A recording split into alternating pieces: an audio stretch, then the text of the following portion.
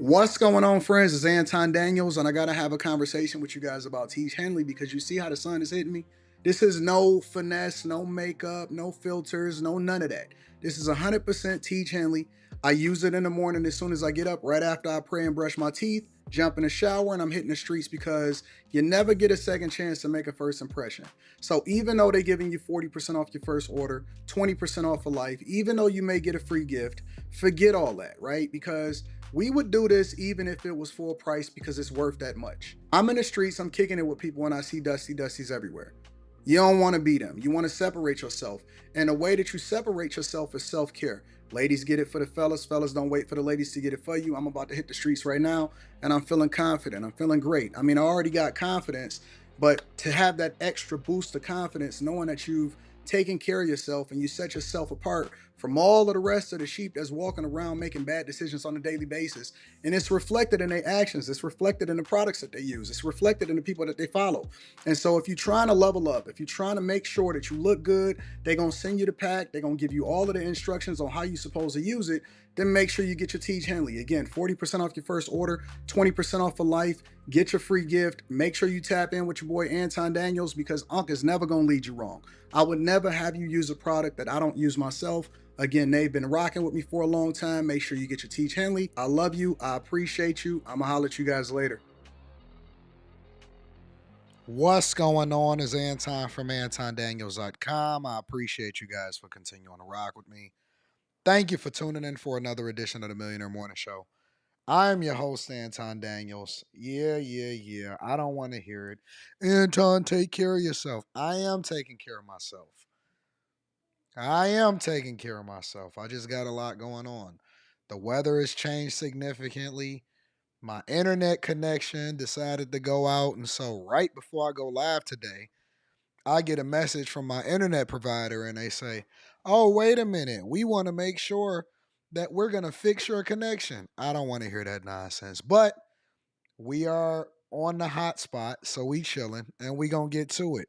What up? Latoya, you said I converted you this election?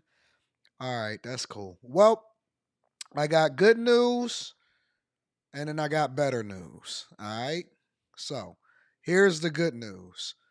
I got a message this morning that said that we gonna be ready for the new year when it comes to our new studio and our new layout. So let me get a round of applause for that.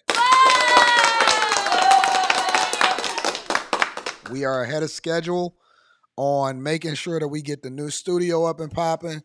So in the new year, we are going to. I got the Xfinity connection. Done. They the ones that messed up.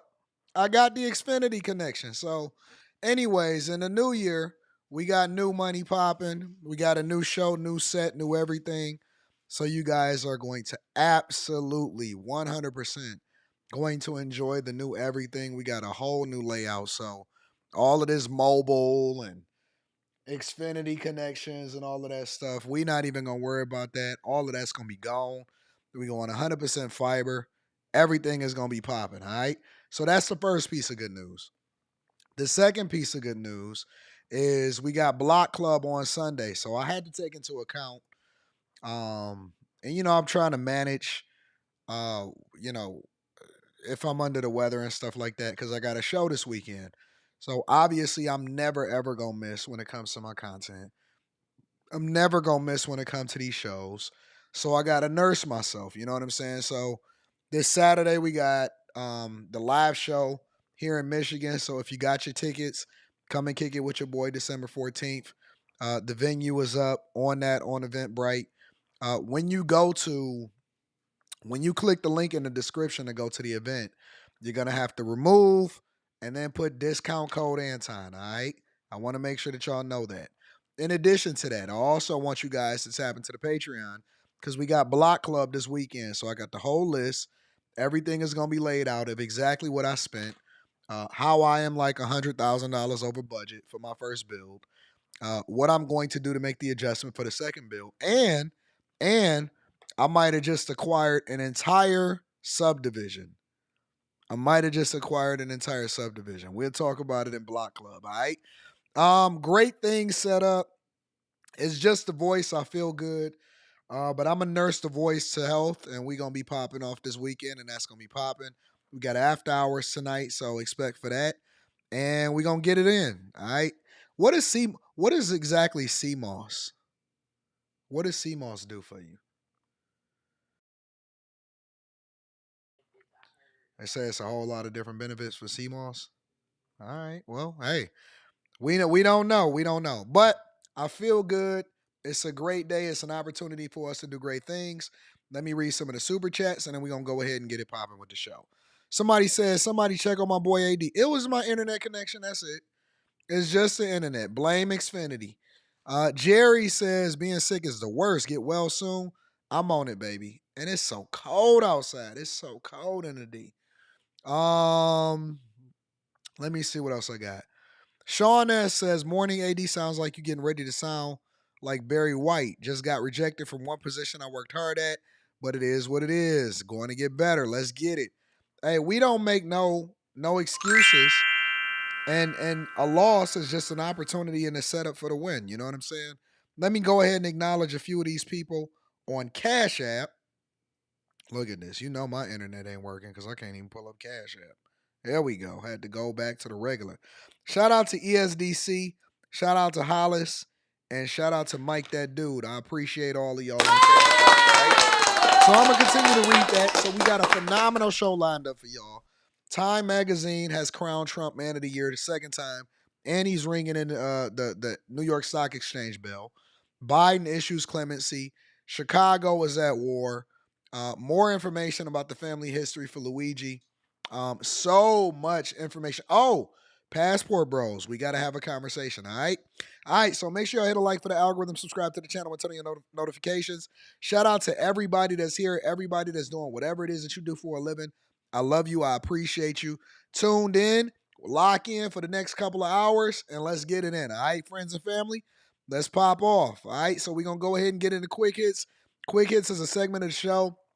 We don't necessarily think that we need to dedicate an entire segment to each individual subject, but I just want to keep y'all in the loop of what's going on across the United States of America, all right? So first things first, in Quick Hits, Biden issues almost 39 pardons and nearly 1,500 sentences are commuted. Check it out. Fox News alert right now. President Biden granting the largest single-day act of clemency in modern history. Brooke Singman joins us with this breaking news. Brooke.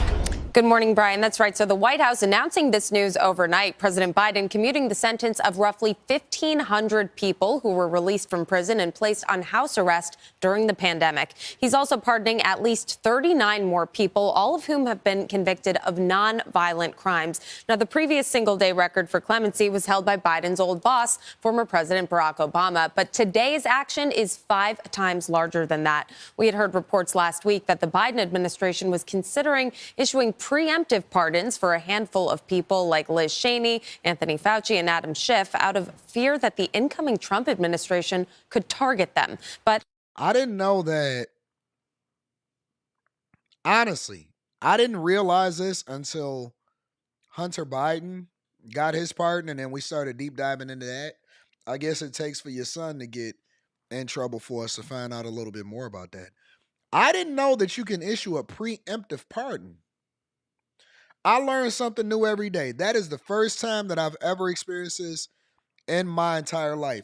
He's issued 5 times the amount of clemencies as Barack Obama, who at the time himself set a record. I don't want to hear nothing else from liberals. I don't want to hear nothing else from Democrats at all. And the reason that I don't want to hear anything from you guys is because this guy has literally done every single thing that they said that they was going to accuse Trump of. Everything that they said they anticipated Trump of doing, that's what he's done. He's done a complete opposite of everything that they said that they was going to do, and he did absolutely 100% everything that he said that Trump was going to do. He has issued more pardons. He took care of his friends, took care of his son. Y'all trying to understand why the Cheneys was supporting Biden and Kamala Harris? Well, now you know. He's issuing preemptive pardons. He basically pardoned them for stuff that they could have did or stuff that they can get convicted for or crimes that they possibly committed, that they probably committed, And they going back and issuing pardons for every. So nobody got to be held accountable for their actions. Everybody can do what they want to do when they want to do it. Everybody can do what they want to do when they want to do it. Okay, I got it. Get your rocks off, Biden. Do your thing. It appears none of those three names are part of this list. Now, this also follows the president's controversial decision to pardon his son, Hunter, who faced sentencing this month for felony tax and gun convictions. Just my voice. White House lawyers say those pardoned this morning had all been convicted of nonviolent crimes, such as drug offenses, and say they have since turned their lives around. Lawrence? We'll be looking out for the rest of the list. Thanks, Brooke. Amazing. All right, so that's what's happening with clemency and pardons on Biden. I'm not sure if he's even done, but that's where he at with it. In addition to that, this is a very, very sad story, but it's something that I couldn't ignore. Y'all mind if I eat a little bit of soup to make sure I soothe my voice? This is something that I couldn't ignore. A murder-suicide, an entire family in DeKalb County found dead. Check it out. Developing this midday, a young woman is sharing the haunting moments when she saw part of the scene of what police call a murder-suicide, with officers finding her family dead inside their East Atlanta apartment. DeKalb County police first discovered the body Saturday night during a welfare check at the Vineyards at Flat Show's apartment complex. And police tell us 32-year-old Jonathan Darden pulled the trigger. These are some new photos of the four people police say he killed: his girlfriend, 43-year-old Melonian Johnson, Johnson's daughter-in-law, 25-year-old Kaylin Samuel, and Samuel's two young children, 5-year-old Jadora Powell and 1-year-old Jontavius Powell. 11 Alive's Angelina Salcido talked to another one of Johnson's daughters, and she has more on the family's journey to healing. I really don't have words. Still in denial. For some reason in my head, they're still alive to me. Chanel Carter walked into the unthinkable Saturday. Immediately, I seen a body on the couch, and it terrified me, so I ran away from the home. The police came and finally told me that my whole family had been murdered. Her mother, Molly Ann, sister-in-law, Kaylin, 5-year-old niece, Jadora, and 1-year-old nephew, Jontavius, all shot dead. DeKalb County police say their killer was Molly Ann's boyfriend. Jonathan. It's always a boyfriend. It's always a boyfriend. Shot dead. DeKalb County police say their killer was Molly Ann's boyfriend. Same thing, different day. Always somebody's boyfriend, always some stepdaddy, always a step crash dummy, always somebody that's jealous of what's going on, pissed off. It's always a step boyfriend. Gotta be he don't just take himself out. He don't just take the girl out. He take out everybody. He said, I ain't like your mama. I ain't like your kids. I ain't like nobody. Always a boyfriend somewhere gonna take everybody out, right? Crazy. Jonathan, the man who detectives tell me did this to my mom. And I remember seeing the gun in his hand. These four radiated love. She was the best mom ever. And she just made our lives so easy. My sister, Kay, is the funniest people to ever be around. My niece, autistic, but you could not tell that little girl anything. And my 1-year-old nephew loved me. The 4 lives taken after Molly Ann tried to leave her boyfriend. Chanel says Jonathan told a neighbor who tried to warn her mom. His plan was to wait for Christmas dinner until all of my mom's kids got here to try to do it to everyone. Now everyone is left heartbroken. I'll never. He just couldn't hold off. He said he was going to do everybody in the family.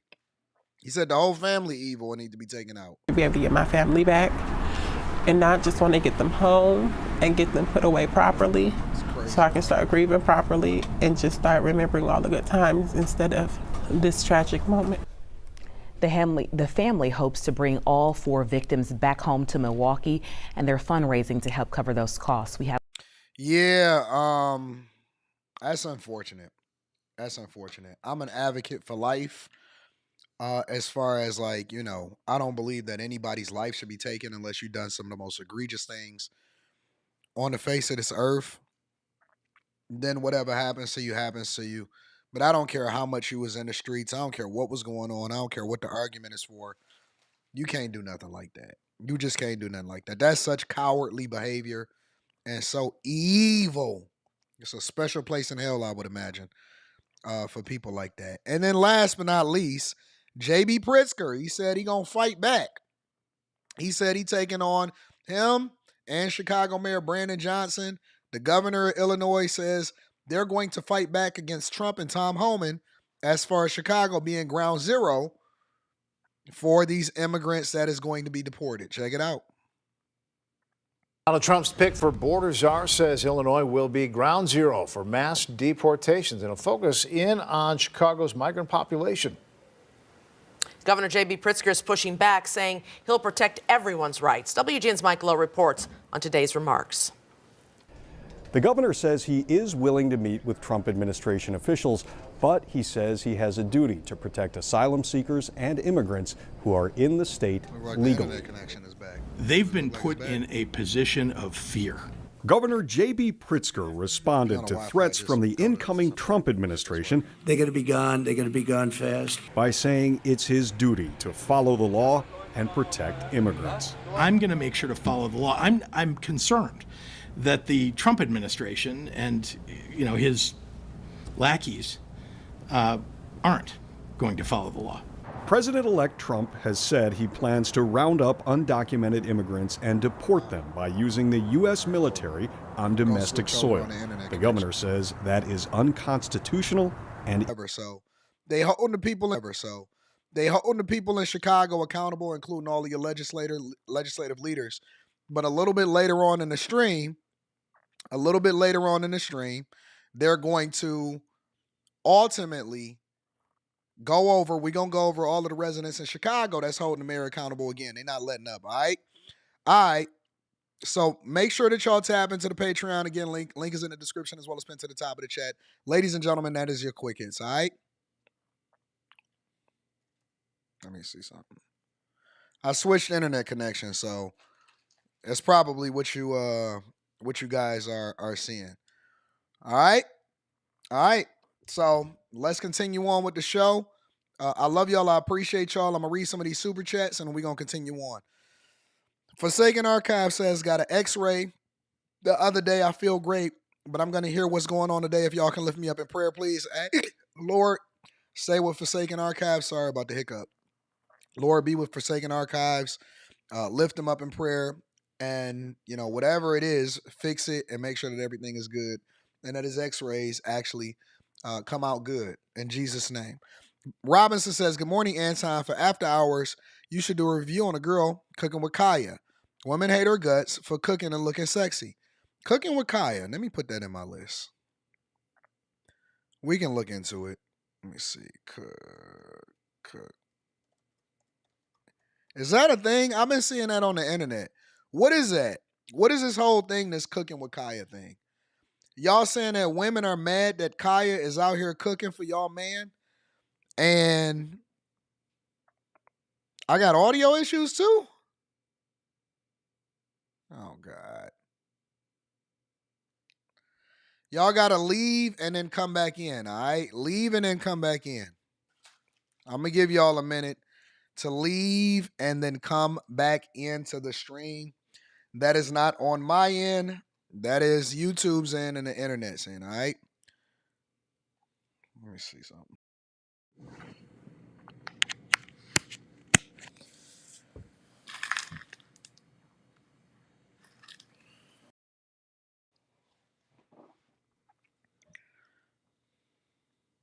Mic check 1 2 1 2.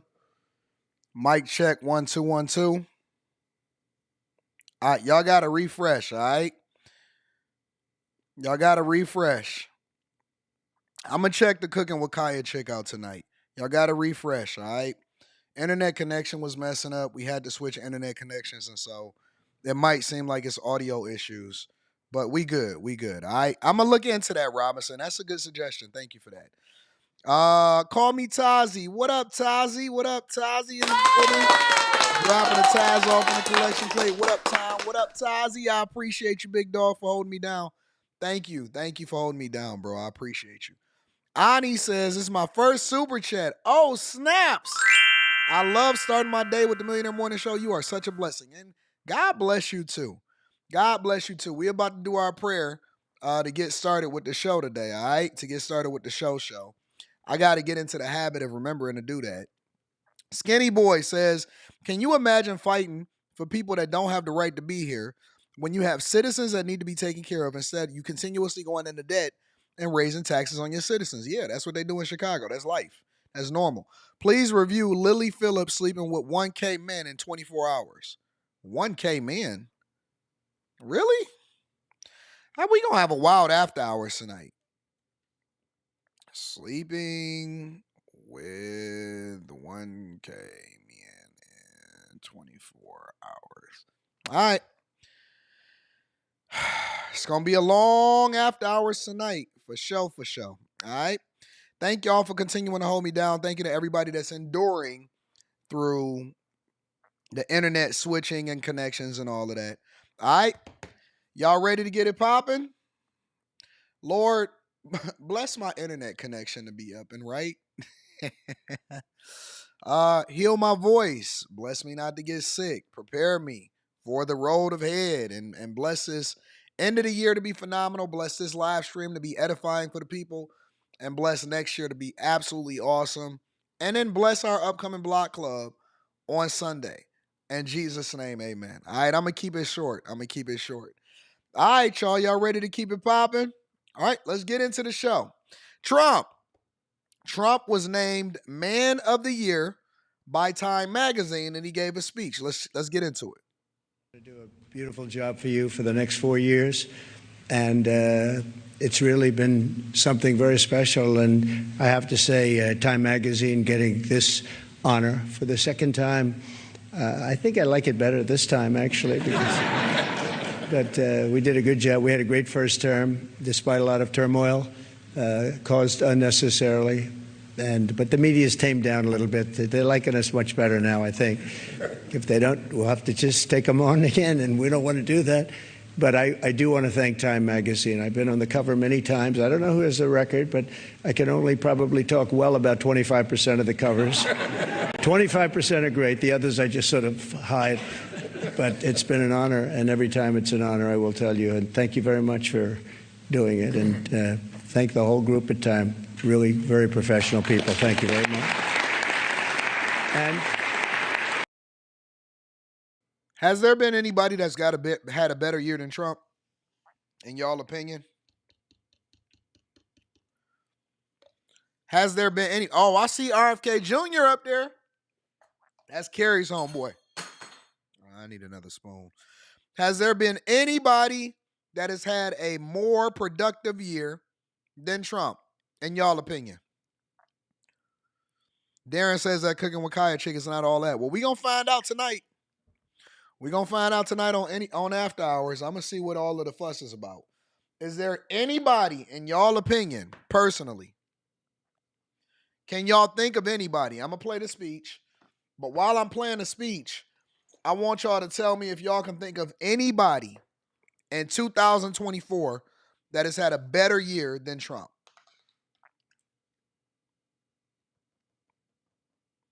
You say Kendrick Lamar? I don't think he had a better year than Trump. Not with them GNX album sales. Nowhere near Trump. Elon has had a pretty phenomenal year. Y'all said Michelle? Michelle is not a man of the year. I said man of the year, not women of the year. Do not put Michelle in the chat. Despite how y'all may feel about Michelle Obama, that is a woman, okay?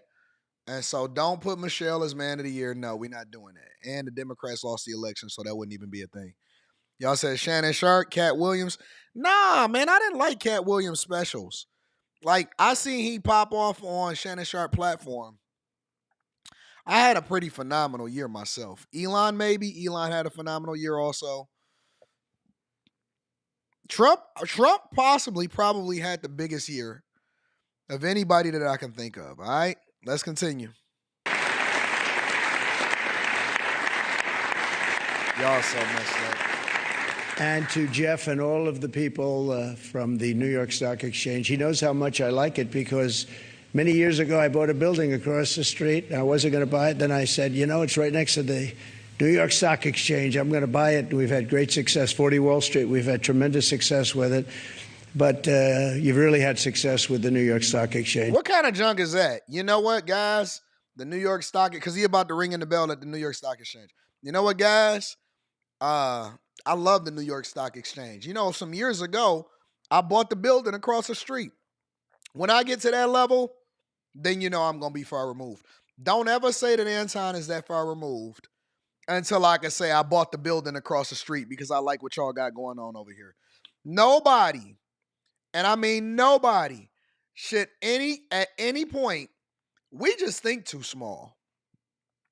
We just think way too small. We sit here and say, oh my God, you made a little bit of money, you got some subscribers, you're too far removed. When you can say, you know what, I love what you guys got going on over here, that's why I bought the building across the street. That's a flex. That means that you far removed and that you can just start doing community service. You can't be doing community service unless you bought the building across the street, all right? It's an incredible group of people. And Jeff, you have done an incredible job, you and your group, and what a beautiful speech you made. Thank you very much. That was some introduction of all of us.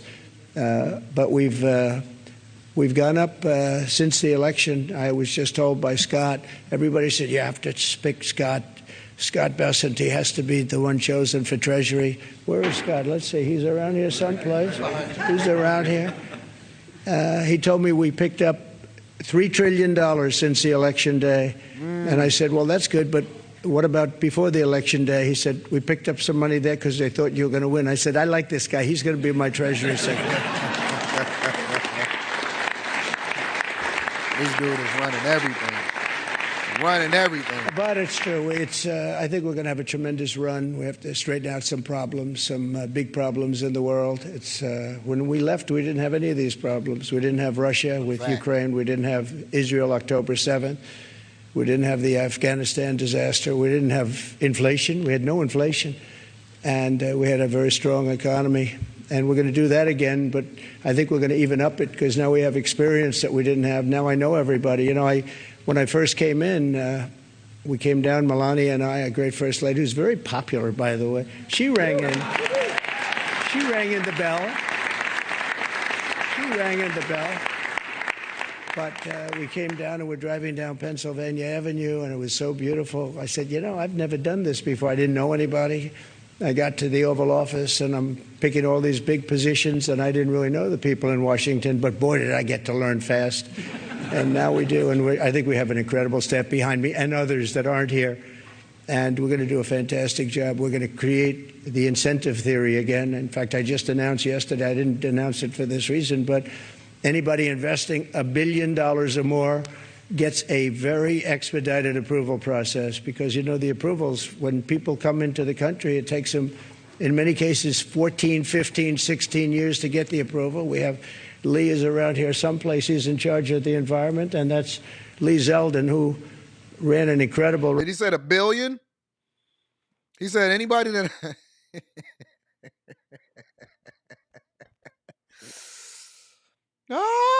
Oh, man, I got to get my money up. We going to get our money up or what? He said anybody investing $1 billion, would it be? Anybody investing $1 billion or more, you get expedited approval. Don't worry about it. Y'all been waiting for too long. Let's get it popping.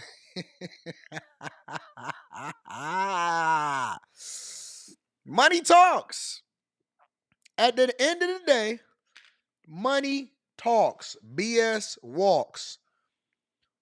Money talk, BS walk. Listen, you want to come over, you come to the U.S., you invest $1 billion or more, come talk to me personally. I'll expedite the process. No red tape. No red tape. I tell you what, if it's $987 million, we going to get you through too. No red tape.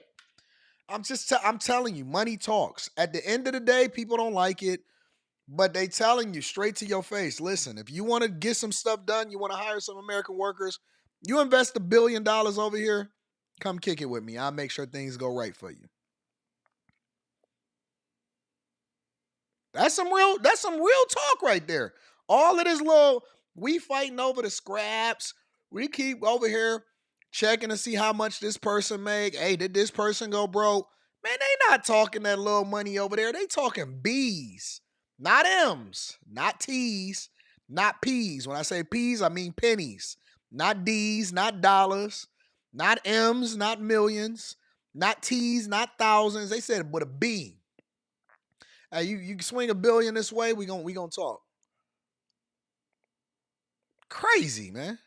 Race for governor in New York was a very, very successful guy. Before that, he was a great congressman, and he's a fantastic lawyer. He's in charge of environmental, and we'll try and push him as much as possible to get those permits very quickly. Like a nuclear power plant, I would say a week would be enough time. What do you think? Ain't lying, our Lord. We're going to get fast approvals, and it's great that we have Lee and all of the people behind. They're all stars in their own way. But it is an honor, and this is a double because usually they don't coordinate the Man of the Year or the Person of the Year with the ringing of the bell. And he brilliantly, got the whole layout. RFK Jr., J.D. Vance, Laura Trump, Melania up there. He out here killing the game. You picked them both at the same time, and you were all friends, and you said, let's do it. And it takes one trip. It doesn't take two trips. That's okay. We don't even talk about Biden we like to be able to do it properly. But this is a special group. So many friends in the audience, too, John. Great job you've done at ABC. Get the main thing. I'm really proud of you, and you've been so nice to me. Otherwise, I wouldn't actually acknowledge you at all. But you have been. That really is. It's a terrific job you've done. But again, I want to thank you. We're going down to ring the bell now, and I could just say that the economy, I believe, is going to be very strong. We do have to solve some problems. We have wars going on that we didn't have. We have a lot of things happening that we didn't have that would have never happened. They would have never happened, but now they have happened. And I want to get them solved. We have to get them solved because ultimately the power of weaponry today is the biggest threat we have, in my opinion. It's not some of the other things that you read about. It's the power of weaponry. The weapons are so powerful, so devastating. And I rebuilt our military. I got to know every one of them, including nuclear weapons. I hated to do it. Actually, I hated to do it. But we did some nuclear weapons that are so devastating. It almost makes you very sad as you get them and as they come online. It makes you very sad because you know what the purpose of them is, and you just hope to God that you never have to use them. Because if you do, the world will never be the same. So we have to be very, very smart. We have to be very sharp. We have to be very special to do a job.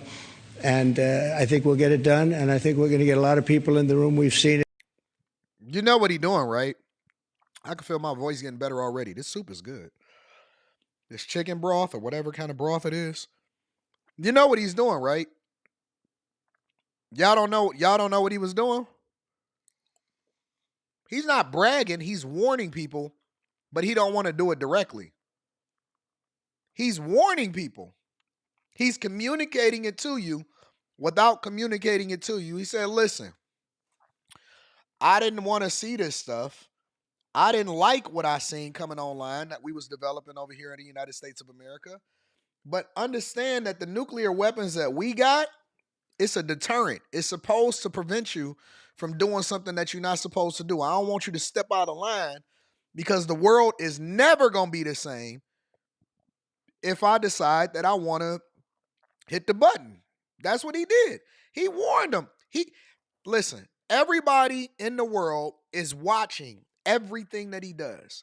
They check out the American election. They check out the news. They see when he speaks. I would be willing to say that the world is more interested in what happens in American news and politics than Americans. I would tell you that there's a lot of people, the majority of people outside of the United States of America are more educated about who's in office, what's going on, what happens in this state, what political leaders, FBI director, what policies are being passed, because they have an interest, because they understand what happens in the United States of America affect the world. Now, we're so privileged and we're so blessed that we don't really take it into consideration and we just take it for granted. We've been here our whole life, so we don't really know how bad it is out there. We don't really understand international or foreign relations. We don't understand diplomacy. We've never read a book. Most people don't read here. They read better than us. They are better educated than us. They're more informed than we are outside of the United States of America. They look to invest in our markets, but we sit here and we say, and this is a reality check, honestly. This is not even what I expected to get out of this, because everything that you see today or everything that I go over today is going to be me watching it. I understand what the subject matter is or what we're talking about, but I'm reacting to the video in real time. Most of the time, we are so far behind because we've gotten comfortable. And that's the danger of living a privileged life. And you can extrapolate that even from our own families. A lot of times, I have to remind my daughter, or I take her to certain places, or I make sure that she understands or fails in controlled environments, or I have to get her involved in taekwondo and sports, and I don't let her take off of school and all of this stuff, because she needs to understand that the minute that you get comfortable is the minute that you get unseated. Somebody is always looking to take your spot. Somebody is always looking to take your spot. Always. Somebody always, in every circumstance in life, somebody is looking to replace you. The people outside of the United States of America, at every turn, they're like, you know what? That US of A, either I'm going to take advantage of it, I'm going to be a part of that bag, or I don't want them to succeed. When it comes to business, there's always somebody that's paying attention to you and looking at the moves that you're making to see either if they can be a part of it or how they can increase what they're doing from a competitive perspective. It's even funny when I hear people say stuff like, it's enough out here for everybody. I've never seen any business person win with that mentality. Even dope dealers get robbed when they start to have that type of conversation. It's always somebody looking at your spot when it comes to your relationships, your marriage, your relationship, your wife. If you don't think that it's people that's paying attention to her and she going to work every day and there's somebody whispering in her ear saying, you a good woman. Now, he not going to be like that once he get her. He not going to be like that once he get her, because he going to fall into the same thing as everybody else. But it's somebody on your wife's job that tell her how beautiful she is every single day. And they're normalizing it for her because they look at you as in the way. Even though you the one that married her, you in the way. And so she not going to tell you. You know why? Because she know who he is. And she know what his goal is. And if you learn relationships, if you learn women, you can learn business, you can learn the world, you can learn sales, you can learn how to be diplomatic, you can understand competition, you can be able to spot the ops. Every single day is somebody, and he ain't got nothing to lose. You know why? Because it's not like he really got to focus on her. See, you got to live with her. And so she get to see you in every capacity, and so you got to be on your P's and Q's 100% of the time. But she only get to see the best of him. And so what happens is he a POS outside of the job. But the presentation layer is great because she only gets to see the best of him. So he telling her, he call her queen every day. He say, oh man, look at you. You so gorgeous. And then she comes home and she say, you never compliment me. Because he always compliment her. Because he in his sales hat every day. Now, if he was to ever get with her, then it would be different because he would be 10 times worse than the person that she with. But she don't know that because competition is fierce. Because his goal is to beat them guts in and to win and to make you look stupid. Because men got egos and we're competitive and that's what we do. And it's the same thing when it comes to politics. It's the same thing when it comes to business. It's the same thing across the board. Everybody in the world is paying attention to what we got here. And you sitting here talking about, man, I can't believe it. I don't want to go to work today. And they over there looking at your job like, if I could just get over there and get in there and get in that. You said, I don't feel like going to work today. Somebody else said, man, if I could just get that job, I'll be to work early.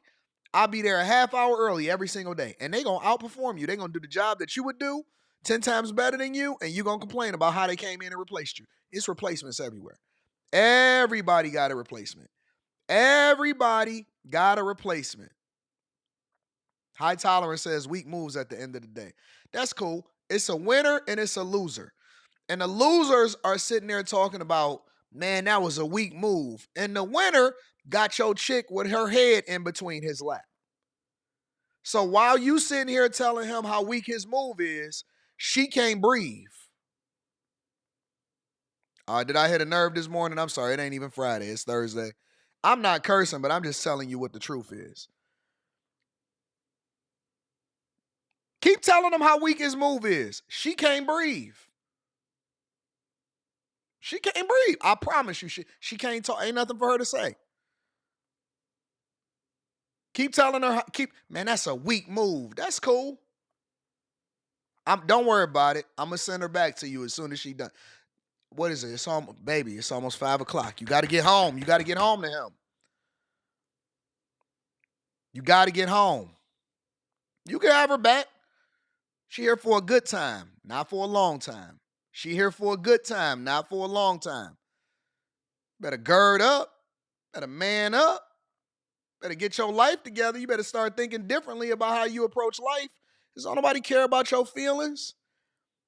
That's what guys need to realize at some point, is that everything is competitive and nobody cares about your feelings. Keep on whining. Oh, man, that's a weak move. I can't believe it. That's cool. That's cool.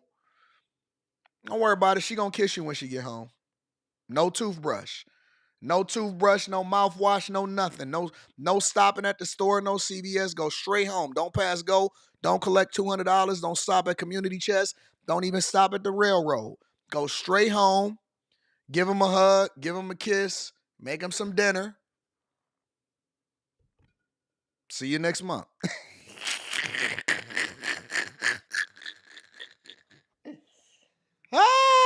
That's what we do. This is the Millionaire Derailment Show, all right? See, y'all don't like it. Oh, Anton, I can't believe he said that. Well, listen, don't get mad at me. Get mad at her. She doing it. Or you can turn your speakers down and put your head in the sand and act like it don't happen. Don't mean that she's not going to give you a kiss when she get home. Every day when she feeling good and she give you a hug and a kiss and she's more enthused to be around you and she seems more vibrant, you didn't do nothing different. She didn't get her life together. Somebody fixed her.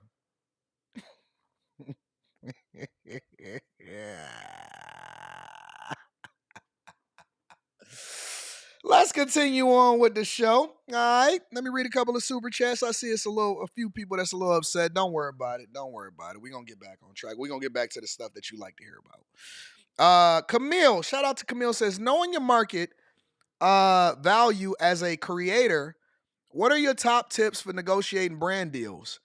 And what should creators know to reach? Camille be getting y'all all of this game every day. Y'all better thank her, Camille. Y'all better thank her, Camille. Let's read it again. Knowing your market value as a creator, what are your top tips for negotiating brand deals? And what should creators know to reach that level? I think that people need to make sure that before they start asking for money from a brand, you got to make sure that they can't live without you. First, you have to be so sure that you are great at what you do that the brand does not feel stolen from if they decide that they want to sponsor you. What does that mean? That means that in every deal, I don't go into every deal or any brand deals or any negotiation. We got a lot of brand deals lined up for next year. It's so phenomenal. New studio, new brand deals. But the first thing that I do is I ask, hey man, what do y'all need and how can I add value into y'all life? That's what I do. Once I establish that, I like to do a trial run.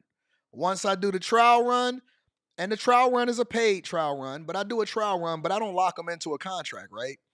I do a paid trial run, but I make sure that I over-deliver. So I'll give you an example. A lot of people see me run Tiege Hanley ads every day, right? I'll be a little bit more transparent. Damn, I can't believe I'm giving y'all this type of game. All right. A lot of people see that I run Tiege Hanley ads every day on all my channels, right? Initially, the Tiege Hanley sponsorship was only for the Millionaire Morning Show. And I only had to run it 4 to 5 times a month. So 4 to 5 times, 5, 6 times a month before every show or before the shows. So that's equivalent to about 1 to 2 times, twice 1 week, 1 time every other week. But what you see me doing is that I run my ad every single time I go live, which then translated into them saying, hey, listen, you bring in way more value than any other content creator that we know. You don't see any other content creator running a Tiege ad every single day. You don't see it. Well, why is that? It's not that I'm required to do anything more. It's because I'm adding way more value and they're benefiting financially. So then every single time, every 6 months, 3 to 6 months that we re-up, the number go crazy. It go way up. But it didn't just go way up for the Millionaire Morning Show. It also goes way up for the Anton Daniels channel. That's got its own discount code. Now it's on After Hours. That got its own discount code.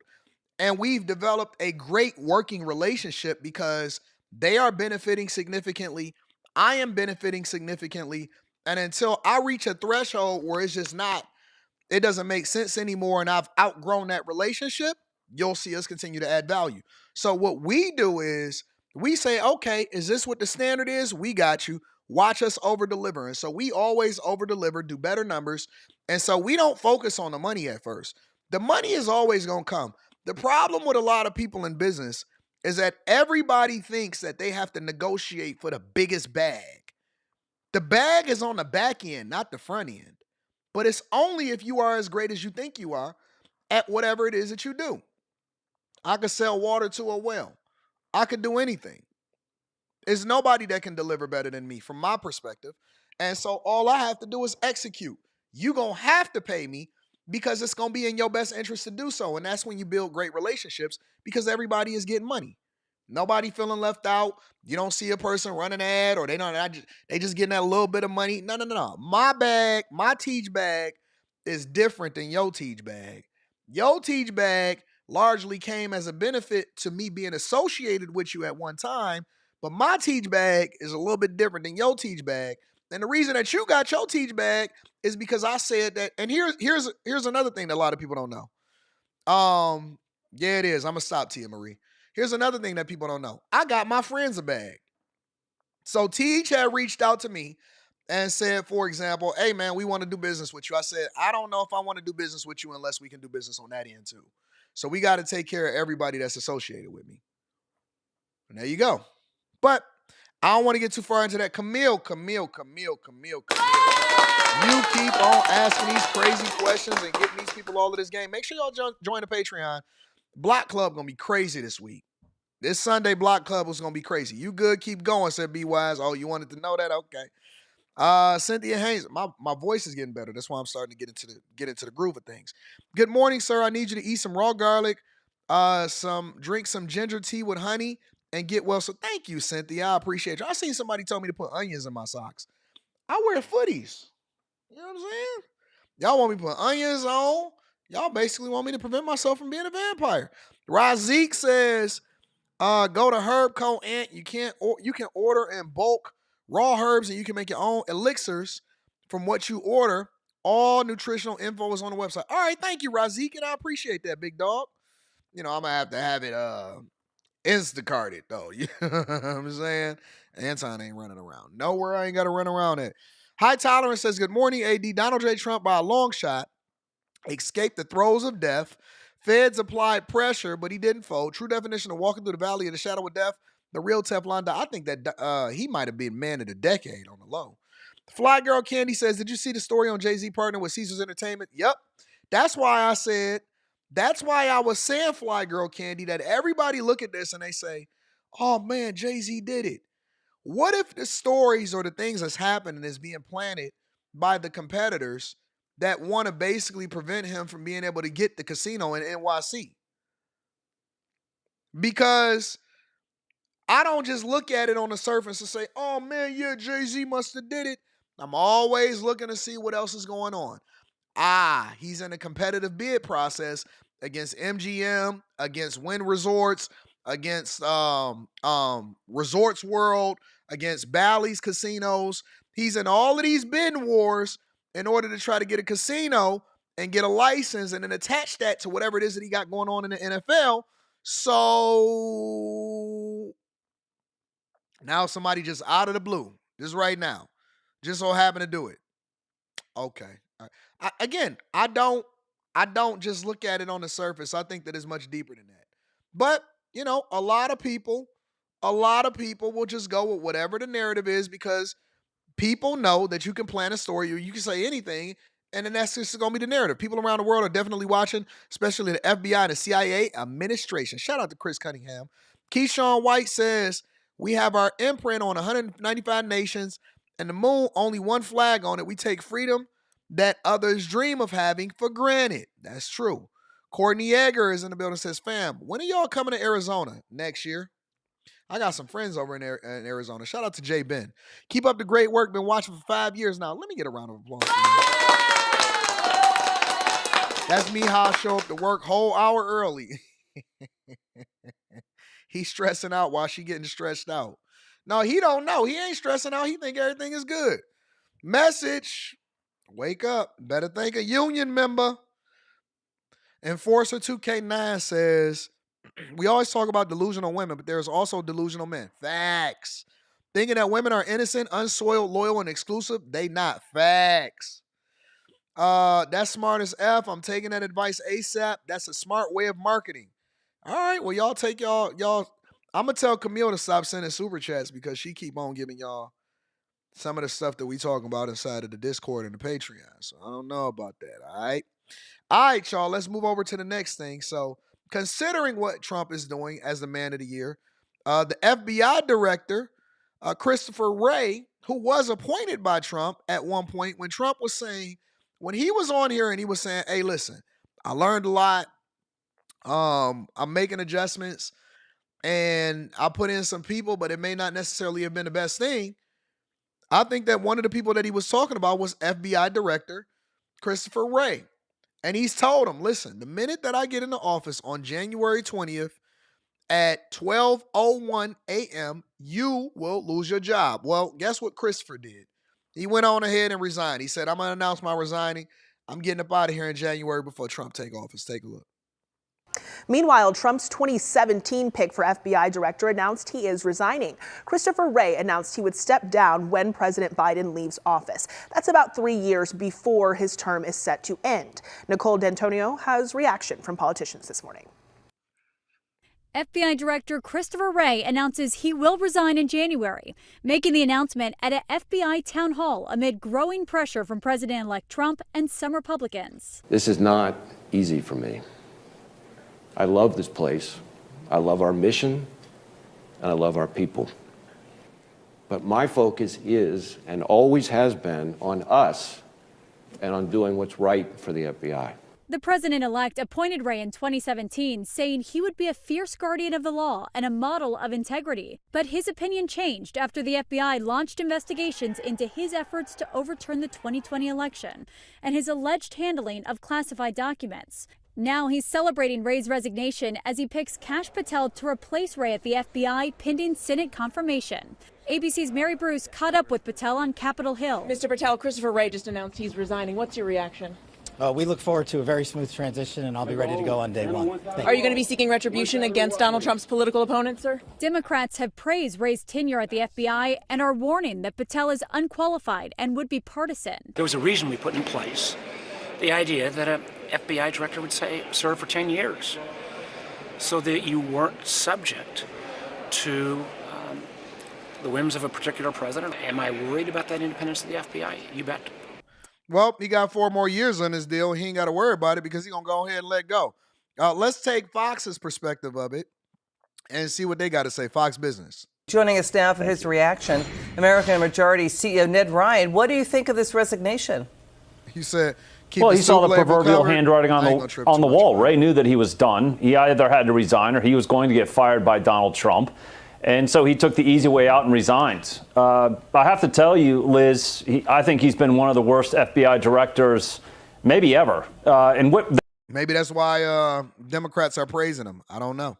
That's saying something since his predecessor was James Comey, who was an absolute disgrace. But you think about his tenure at the FBI, Ray's. I mean, they hid the Hunter Biden laptop. They manipulated elections, in my mind. They manipulated those elections. They weaponized the department against political opponents. They stonewalled Congress. I think it's been a miserable tenure for Wray, and he did well to resign because he was going to get fired. And now I think Kash Patel, who I'm pretty optimistic is going to get, hopefully, I think all 53 of the Republican votes to get confirmed, He's got quite the job in front of him to reform the FBI, but I think he's the man for the job. I think he's got incredible talent, and I think he's got incredible resolve, so he's the man for the hour. And I think we will see the FBI hopefully reformed into what it should be, upholding the rule of law instead of being a political weapon against opponents. You know, Politico is reporting that Time magazine is going to name Trump the man of the year. He's going to ring the bell on the New York Stock Exchange tomorrow. We know that inflation did tick up. I mean, Trump has a lot of work to do. He's going to move fast, he does. Reuters is saying, to immediately wipe out Biden's policies. He's going to do it within hours of taking power on his first day, a blizzard of something like 25 executive orders. The CNN polling is reporting that, you know, the majority of Americans like what Trump is doing. They like the transition. CNN also reporting that, you know, J.B. Pritzker and the Resist Trump push is failing, that nobody's really signing up for it, only one governor, Jared Polis. So when you see all of this, Senator John Thune is saying he's going to move fast on the Trump agenda. Do you think that will happen?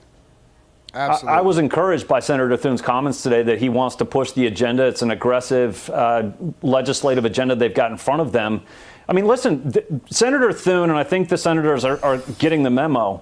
Donald Trump was elected as a change agent by the American people. Facts. He needs his various change agents like Cash, like Pete, all of these people, his nominees, to be confirmed as quickly as possible. And they need to be supporting him in his agenda. And I know on day one, Liz, some of those executive orders are going to be dealing with shutting down the border immediately. And then you got to get to the hard work of actually securing the border and then deporting the hundreds of thousands of illegal immigrants with criminal records. Millions. And I know one of the other things they want to get cracking on is energy independence.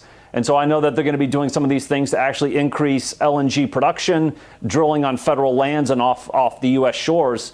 So I'm excited to see what Trump is going to be doing in a very aggressive way in January. But this is, again, why the American people elected him. And I think he's giving the American people optimism and hope for the future. And that's a great thing. That's why I think.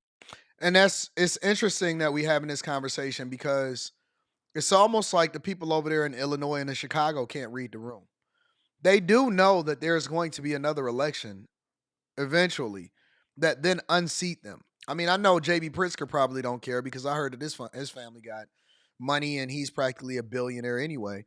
But Brandon Johnson on the other end, maybe Brandon Johnson is taking some payouts. And that's not a fact. That's just my theory. Let me just make sure that I preface it by saying that. That's my theory. Because there's no way that you could be doing this bad of a job in Chicago thinking that the people are going to reelect you, and you came in as a school teacher, which means that you're not. See, J.B. Pritzker, he may be a bad governor. He may be horrible, but J.B. Pritzker is not dependent on the job for his survival, and that's the difference. Not dependent on that job for his survival. Whereas you got Brandon Johnson is just doing a horrible job, and it's just mounting and it's mounting and it's mounting. And we're gonna talk about that in a little bit. Don't worry about it. We'll get there. He is a part of the show today. He is on the docket.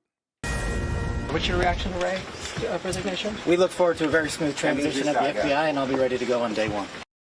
All right, he is the president's choice to head the FBI on the same day that Christopher Wray is saying, I'm leaving the FBI. Senator Mark Wayne Mullen on what he makes of Kash Patel, the president's choice to do that. Senator, always great having you. You've had a chance to meet him. You know him pretty well. What do you think? I've known Kash for a little while, since my time in the House Intel. I think he's perfect. You've got to remember, this is a guy that exposed the FBI for weaponizing against President Trump. He's the one that brought forth the complaint about the Russian hoax, about the collusion, about the dossier report. He also exposed the fact that Hunter Biden's laptop was actually being protected by the FBI underneath Director Wray's direction. And so, nope, Slimmy, I'm not agreeing that all politicians are compromised. I don't think that all politicians are compromised. You can't say all of anything, Slimmy. I think that there's a lot of them. I think that most of them are. That's one of the reasons why we need to drain the swamp. But you can't say all.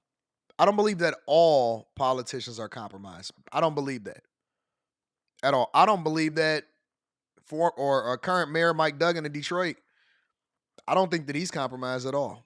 I could be wrong, but I don't believe so. So I believe that Cash is the perfect person that's going to be able to clean house at the FBI on the 7th floor of the Hoover building and put it back to mission focus. Now, mind you, there's a difference between the guys on the 7th floor versus the guys in the field every day that's actually watching over the American people and keeping us safe. And that's where it needs to be reformed, is on the 7th floor. And that's where Cash will be focusing. And I'm happy that the Director Ray stepped down so we don't have to deal with that. We can just focus on moving forward. You know, do you ever worry, Senator, that Donald Trump might go tit for tat if he claims that the FBI was weaponized to go after him and people close to him, that he's weaponizing the FBI to do the exact same thing to the other guys? No, and people bring this up, Neil, which is a fair question, right? But he didn't do that when he was in office in 2017, when he was the 45th president. So all you have to do is look back the way that he utilized the FBI, the way he handled this situation. He never went after Clinton, even though they had weaponized themselves against him. You've got to remember they tried to impeach him from day one. They constantly were saying it was a Russian collusion, and was saying that he was compromised, using the whole thing about Ukraine. Right. He never once weaponized one single agency, not the DOJ, the IRS, or anybody else. Didn't the FBI's behavior pick up steam and really bother him as it went on, as his years went on, and of course later on with the raid on his home and everything else? Of course. That now that sticks in his craw, and that's why his critics say he's on a vendetta tour. Do you think he is? I don't believe so. I think you have to believe what he's going to do. He's going to restore these agencies back to working for America, not working for the party. Right now these agencies have been weaponized. He's going to be working for America and not himself? Because he did as a 45th president. He's going to continue to do so. He loves this country. He sacrificed so much for this country. And someone that sacrifices this much to serve as president of the United States is going to also take care of it. That's why the American people believed him. That's why the popular vote, he got more popular votes than what we had since Reagan on his second election. He got more electoral votes than anyone since Reagan on his second election. Because the American people want change. And President Trump's a person that's going to offer that change. So you're very hopeful about that. The reason why I mentioned it is I think that he's going to be a phenomenal FBI director. I'm glad that Christopher Wray is taking a humiliation route and deciding that he wants to step down. If it's me, you just got to fire me. Lock away the key. Throw away the key. You got to fire me. Unless I find something else that's better, unless I got another position lined up, I don't care what it is. You gonna have to fire me. Ain't no letting go at this point in my life. So that is what's going on with the FBI director, ladies and gentlemen. Let me read some of these couple of super chats, and then we'll move over to the show. Presidential says they're hard at work already rebranding, doing your job as a retribution. The narrative is thick. We don't care. We don't even care what they think no more. Democrats is done. I think they need a new name. They got to get a whole new name. You can't even say you a Democrat no more. People look at you funny. Yeah, I'm a Democrat. Now they just say they independent. Have y'all noticed that? Pritzker's family owns the Hyatt hotel chain. I question if his family is getting lucrative contract to house migrants. Probably. I wouldn't doubt it. I wouldn't doubt it at all. Have y'all noticed that Democrats... Let me just say this. Let me say it differently. Have y'all noticed that people that used to be liberal or people that used to identify as I'm a Democrat now all say that they independent?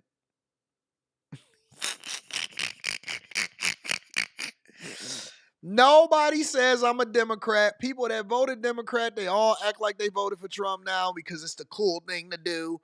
Everybody say that I'm an independent now. Nobody says I'm a staunch, left-leaning, sassy, believe that there should be men in women's bathrooms having gender reassignment surgery inside a prison with taxpayer dollars supporting. I like, being on the bottom type. I believe in eliminating children as a form of contraception, having, voting, hardcore Bernie Sanders, communism against capitalism, socialist, Democrat. Nobody says that I'm a Democrat anymore. Even Eric D be in the chat and says, no, I'm an independent. No, dog. Everything you were saying over the last 3.5 years has all lined up with the liberal agenda. Sorry, Eric D. You know I got to pick on you because you are a resident Democrat. You're the one that was voting, wishing for Trump to lose. Everybody all of a sudden says, I'm a moderate independent. I'm for the Green Party. No, you wasn't. No, you wasn't. You was a staunch immigrant, illegal migrant housing, staunch, sassy supporting Democrat. Straight up liberal Democrat. I'm independent. No, you're not. No, you're not. And then you ask them, what is a woman? A woman is anything that you want to identify as. You ain't independent. You a staunch Nancy Pelosi, Jasmine Crockett, Kamala Harris loving, Hillary Clinton toting, email list, laptop, Hunter Biden, coke sniffing Democrat. That's what you are. Don't say, nope. Stand on it. Stand on it. And I want you to be able to use women's bathrooms. Go ahead. I think that they should put all Democrats on an island together and see how they're paying out. I think that people should put them all on the island together. They should have, instead of having like Naked Island or whatever the shows was that Roland Martin was looking at on his laptop while he was streaming, they should have Democrat Island and see how sassy all of the men is and how masculine all of the women is. They should have Democrat Island. That's what the name of the show would be for me. Democrat Island. And see everybody running around with rainbows and fairies. Nothing would get done. Everybody would be scratching each other's eyes out. Democrat Island. Look at how they weaponizing the military-industrial complex to continue to profit off of each other. I would watch it. It would be entertaining. It would absolutely be entertaining. Mr. Joe says, people always claim to be independent, but it's clear as day which way they vote. Facts. Hey, why do people be saying I'm independent, but they ain't never voted for nothing but a Democrat? How you independent and you ain't never voted nothing but Democrat? You a Democrat. You a Democrat. You can't say you independent if every single person that you ever voted for was a Democrat. You don't think independently. You think just like the rest of the herd and the sheep. I'm independent. No, you're not. Would you vote for this election?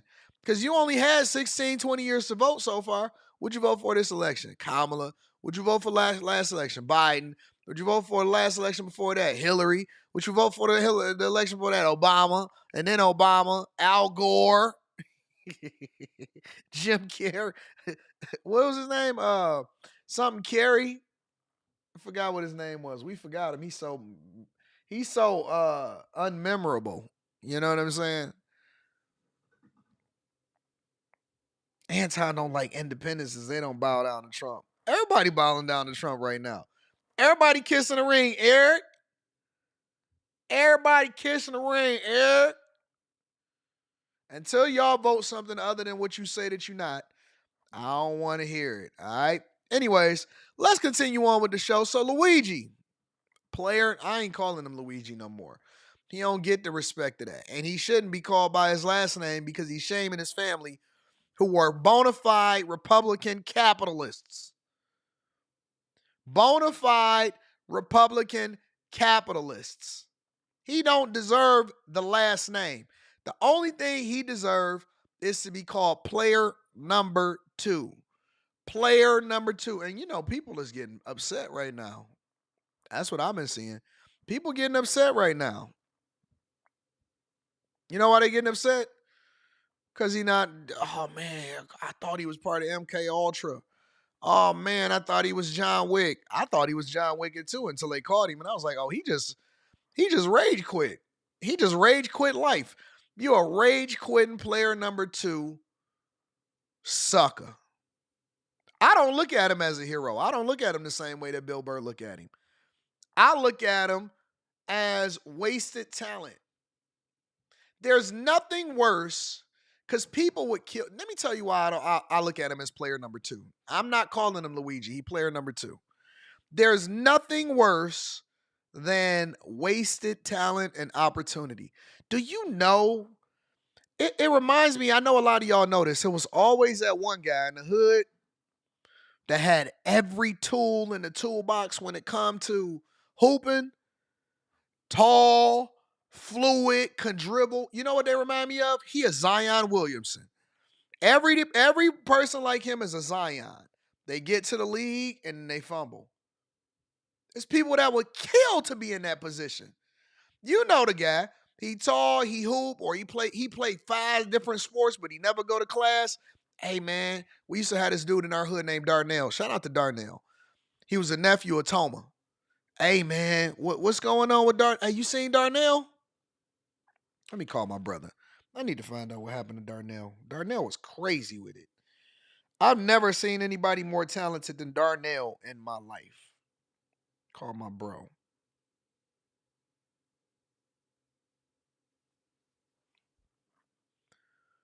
I don't know if you're going to answer this number.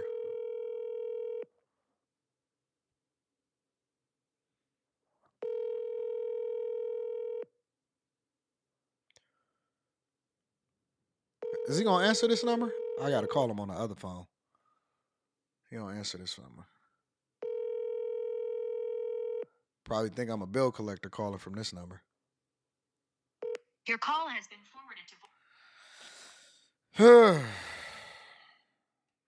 Let me text him. I always wonder what happened to Darnell.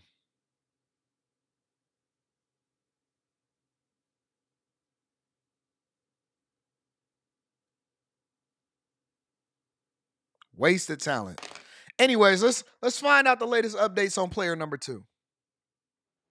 This morning, the case against Luigi Mangione, the 26-year-old accused of murdering CEO Brian Thompson in Manhattan, appears to be getting stronger.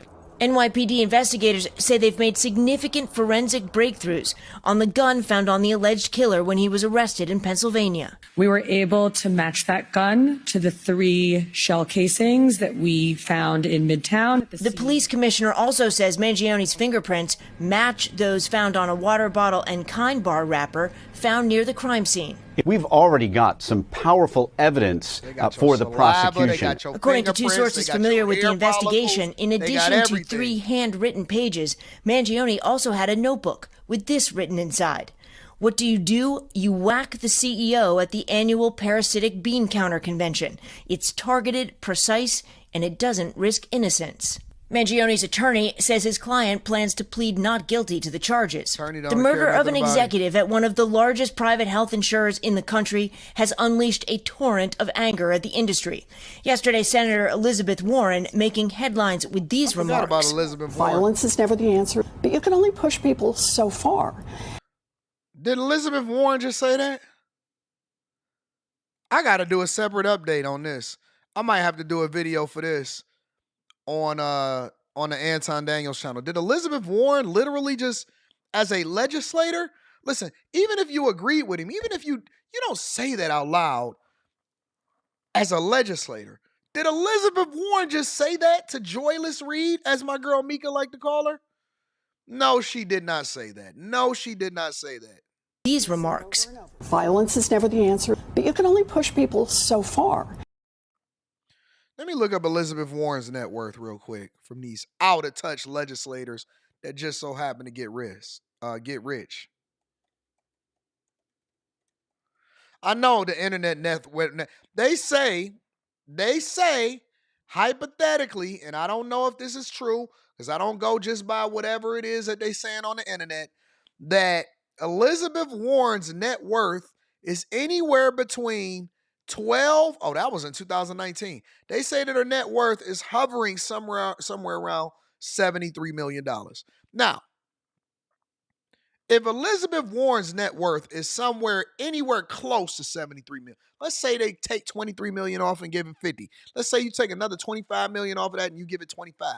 Let's say you take another $5 million off that and you give her 20. Let's say you shave almost $50 million off of Elizabeth Warren's proposed net worth on the internet, and let's say you give her $23 million, right? Do you know, shout out to my girl sister, what up sister? Do you know how prolific you have to be to get a net worth in the 20s?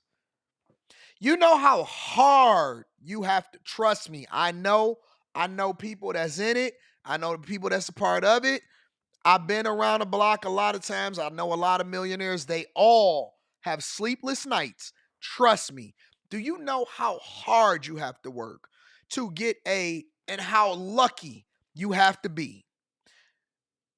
Or you just have to really, really fill the void in the marketplace to go from 0 to 20 to $70 million. Do you know how lucky, how hardworking, and how all of the stars have to align for you to get a $70 million net worth, possibly? You know how hard that is? Do you know how hard it is to become a Dekalb millionaire? It is one of the, first of all, you got to be born in the right country. Secondly, you got to avoid these chicks that's for the streets. I'm talking about it from a man's perspective. Third, you got to try not to catch a felony. Fourth, you got to be very, very vigilant, because if you don't get your life together before you 27, 28, 29 years old, the best you can hope for is to become a millionaire. I'm going to just tell you the truth. You can live a good life. You can be fulfilled. You can have a great family. But to get to the Dekalb millions, Dekalb is 10 or more, let alone doubling that into the 20s and the 30s and the 40s. And so if you're not an athlete that was just blessed with anomalies as far as gifts of all of that, you have to really, really, really zero in and dial in to really get to that level. And you just a basic person with basic skill sets. And when I say basic, that means that you don't have any real talent physically. You may be smart, you may be wise, you may be able to go to school and dedicate yourself, but you can't have no missteps to get to the decas. You got to be intentional. Don't go broke more than twice. And you better do it before you're 30. You better do it before you're 30. You got to be born in the United States of America practically. You got to make the right decisions. You can't get caught up with you can't be out here busting it down for a real one. You got to be really, not to get to the 70s and to be sitting here talking this nonsense, this God body nonsense to us. You know how disrespectful that is? Or you just got to be the most finessingest person, inside tradingest person that I'd have never seen. I just don't understand it for the life of me. Now, we're going to get back to player number 2 shortly, but I can't figure it out for the life of me. I am really, really baffled. I work day in and day out. Day in and day out. Now, I do think that I'm going to get way past the 70 million mark at some point in my life. I believe it. And I'm working towards it, and I got a pathway to do it. And we make sure that we talk about it inside of the Bag Chasers. Make sure y'all tap into the Patreon. Link is in the description, as well as pinned to the top of the chat. But let me tell you something. To see all of these Congress members, all of them are millionaires. So all I got to do is be a public servant to become a millionaire, and that's it. They take vacations. They don't work hard. They ain't got no extraordinary businesses. They not doing nothing great or nothing. You don't hear nothing about the transformation that they change in the society. They ain't created a company or nothing. They just become millionaires. Just millionaire. Every one of them. If you want to become a millionaire, you don't even have to start a business no more. You got to win a seat in Congress. Win a seat in Congress. Everybody become millionaires. And they want to sit here and act like they can relate to y'all. They can't relate to y'all. They not you. You ain't got the same trading inside information as them. You ain't got the same portfolios.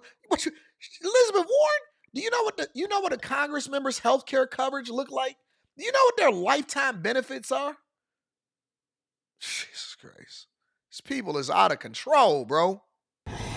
And then they start to take matters into their own hands. While authorities are warning of increased threats. The impact is similar to that of a domestic terror attack. And that is already being reflected. I want to hear no more about player number 2. I want to hear about his family. That's what I really was looking for. That's what I was searching for this morning. I said, who is this guy? Who is player number 2? And why did he crash out? Because that's what I'm more interested in, is the story behind how we got there.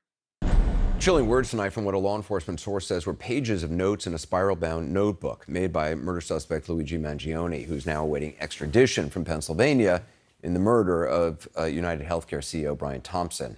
In one passage, again, according to our source who was briefed on the matter, Mangione muses about what could be better than to, quote, kill the CEO at his own bean-counting conference.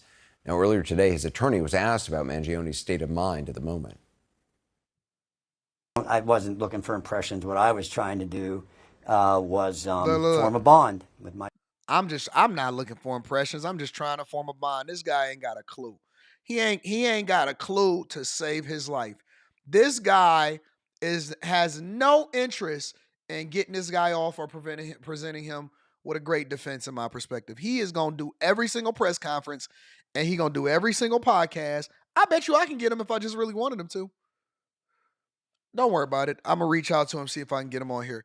He going to do every conference right in front of his name so he can become a celebrity lawyer now. He's a celebrity lawyer. My client, I want him to trust me, and I want him to be confident that I'm here for him. And I feel that I'm very pleased how that went. As we mentioned before the break, some of his friends describe him dropping off the radar recently. We still don't know much about that. We know more, though, about what came before. He ain't filed one piece of paperwork. The high school valedictorian, Luigi Mangione, graduating from Baltimore's Gilman School in 2016, an exclusive private school. The parents here today, first off, sending us to Gilman was far from a small financial investment. Indeed, tuition. The guy that y'all thought and y'all voted most likely to be successful, he was the most likely to be crash dummy. We got a good one in our class. Chris Scott, shout out to Chris Scott. I think he was voted most likely to be successful. He wound up becoming an engineer, really good guy, God-fearing, married, really strong dude. I love, shout out to my dog, Chris. I'm gonna give shout outs to the people as I hear them and stuff like that. We had a good one in our class. Some of y'all be nominating serial killers. You don't even know it. At the private school was and still is pricey at almost $38,000 a year today. But murder suspect Mangione had a family with plenty. $8,000. Indeed, tuition at the private school was and still is pricey at almost $38,000 a year today. This y'all hero? Hey, is this y'all hero? We can relate to him. He's just like us. They spent on his tuition the average black woman's salary in America. On his tuition, I want to be very, very clear. I'm getting comfortable today. This is gonna be I'm getting. Yeah, I just needed a little bit of soup to get everything soothed out. They spent what the average black woman is making in the United States of the Americas in tuition.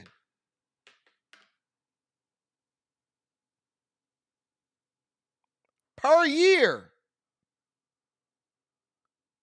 And he went to private school his whole life. Clarence's parents had a really good marriage. You know, the same thing you're trying to get forgiven for student loan debt, they was blowing that. 40 bands. And let me tell you how I work in private school, because a lot of y'all may not know. I went for 2 years. My parents made some really good sacrifices. This is how I work in private school. You don't just pay tuition. You also got to fundraise. You got to contribute to the university. You got to do stuff. Like you going to spend, if your tuition was 38, you probably going to spend closer to 50, 55, 60. Donations, benevolent funds. And if your kid is on any kind of sports, they do all of the extras. They give back to the community. So their parents was probably spending upwards of $50,000. If the tuition was 38, 50 to 60,000, easy. A lot of people don't. I've been on both sides. I know what it's like. But see, when people say to me, "Oh man, you ain't from you privileged," I very much am. I grew up in the hood. My parents made some sacrifices. I was able to see it on both sides of the track. It informed me. I would be a disappointment to society for the level of dedication that both parents put into my life for me to be out here failing and being a crash dummy. There are certain people in society that is supposed, listen, it's some people that's the shooters. Some people are meant to be base heads. When God made you, let me talk about your uncle for a second, and then we're going to get back to player number 2. When God made your uncle, he was always, the words say that your life was planned before the formation of the world. And so either I'm going to believe all of the world or all of the word, I'm going to believe none of it.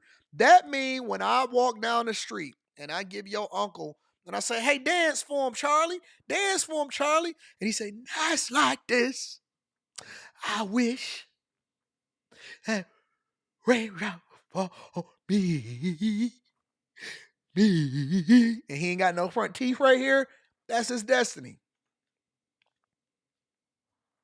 He was never going to be any more than Charlie that do his dance as soon as we give him $5. Yeah. Dodging cars, playing Dodge car every year. That's like this. I wish for me. I agree with Quentin to an extent. Some people got a ceiling. He was never going to be anything more than what he is.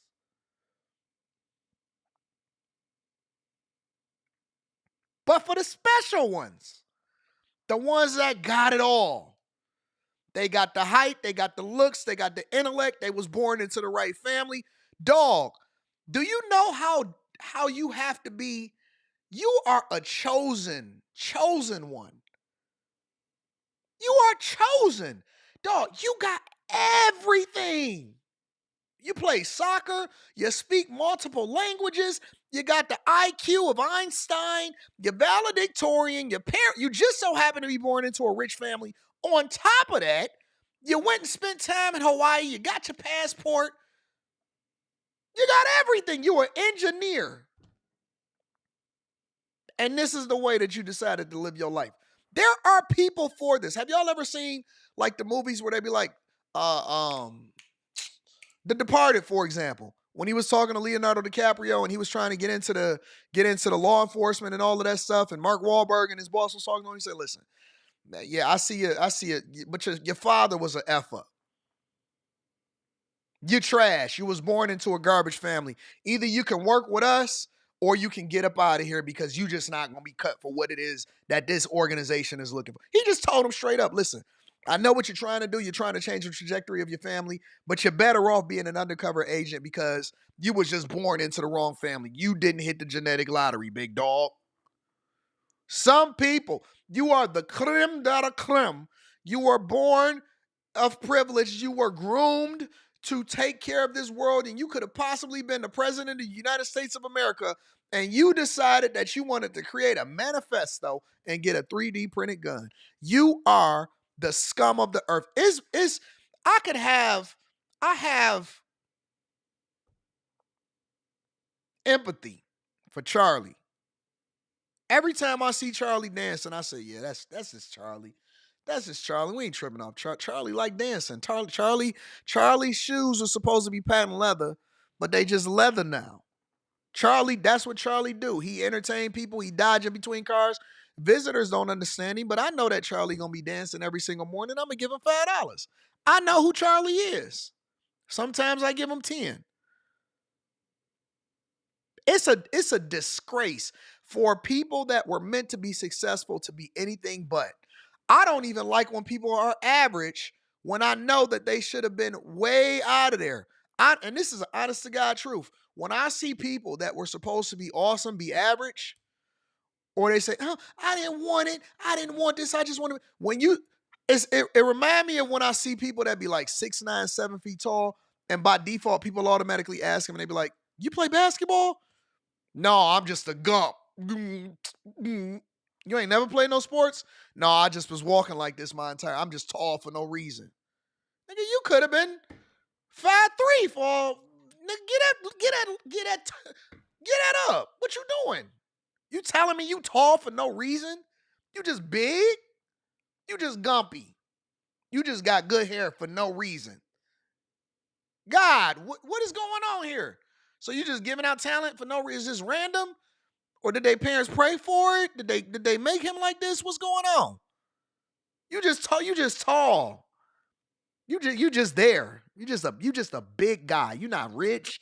You're not successful. You didn't make it out the hood.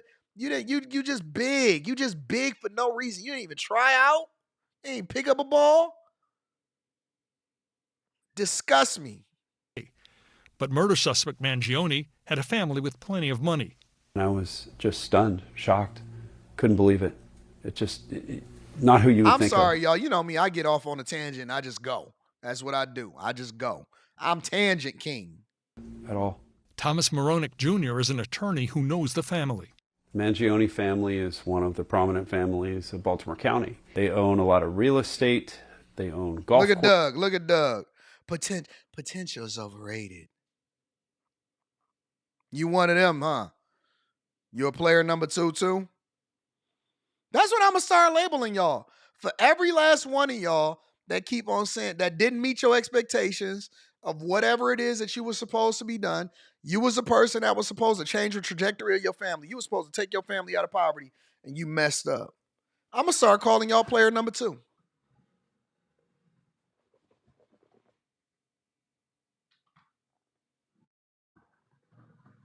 You a player number 2, huh? Potential is, that's what Doug said. Potential is overrated. Tell me you failed at life without telling me you failed at life. I never wanted to be anything other than a middle-class man. Y'all need to go back and watch Good Will Hunting. When Ben Affleck told my man, when he told Will, he said, listen. And that was the realest thing ever. That's what made that movie so great. When he told him at the end, because he was a genius. Will was a genius. And he said, listen, we like hanging out with you, bro, but if we wake up and we both doing the same job 30 years from now because you just wanted to be a normal person, then you a POS. You the worst person ever. Because any one of us would kill to have what you have. And Will couldn't understand. That was a real friend. Ben told him, he said, listen, I ain't going to be is. My mama ain't never going to be is. I'm lucky to even have a job. If you still here and we still breaking up bricks 30 years from now and your back hurting and my back hurting and we just got regular families, when you got what God gave you and you didn't make the best of it, that's a disappointment. You disappointment. Potential is overrated. No, it's not. Just tell me you sassy without being sassy. Just tell me you weak without being weak. Potential ain't overrated. Every day I leave it on the flow. Every day I leave it on the flow. And that just was all I'm looking at. You know what that means to me? That means that I'm taking away your excuses for why you ain't supposed to be successful. Because if you better than me and you got way more guy, that's why I tell you, hey man, I'm a lifetime C student.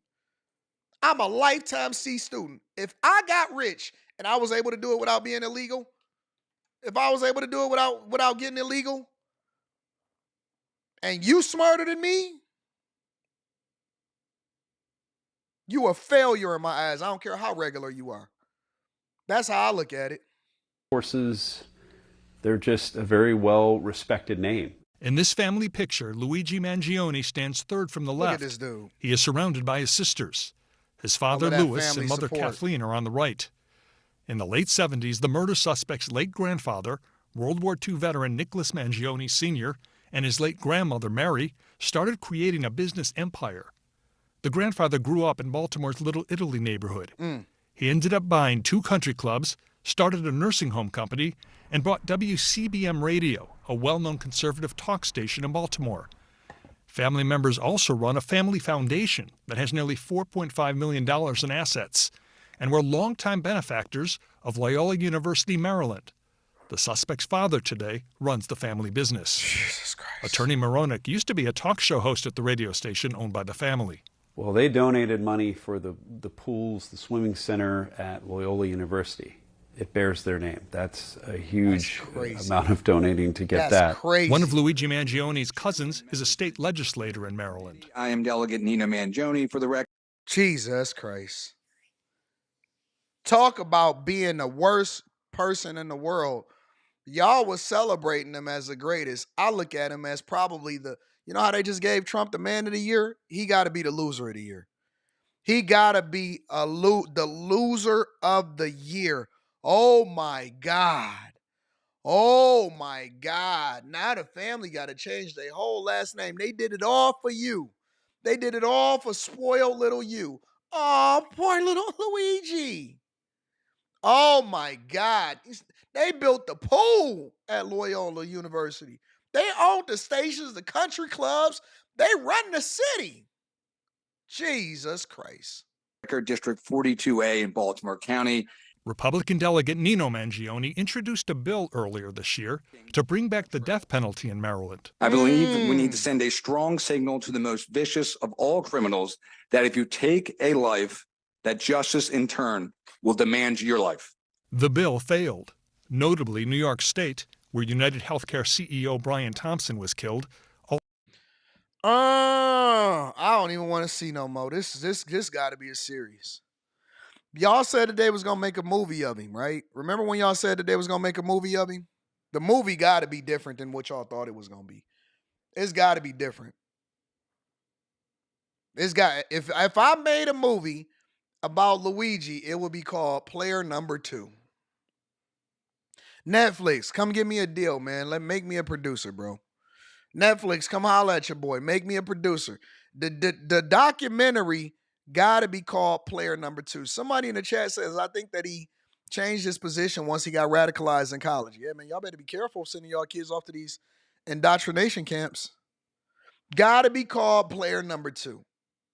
If this man ain't the biggest loser that I've ever seen in my entire life, good God. That's y'all hero? That's y'all healthcare hero? Okay. All right. Never missed a meal. Never missed a meal. Unreal. Let me read some of these super chats. Good God.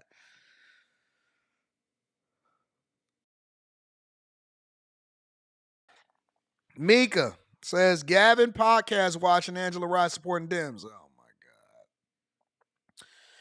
God. Mika. Y'all can catch Mika tonight. Oh, no. I think Mika not going to be there tonight. I don't remember. You ain't Republican, Jay Reed. Yeah. Michael Johnson says the authenticity of a random family member call is why the Millionaire Morning Show is the number one morning show. I be trying to. He did not call me back either. He did not call me back. I gotta find out. Let me see if I can get him on the phone.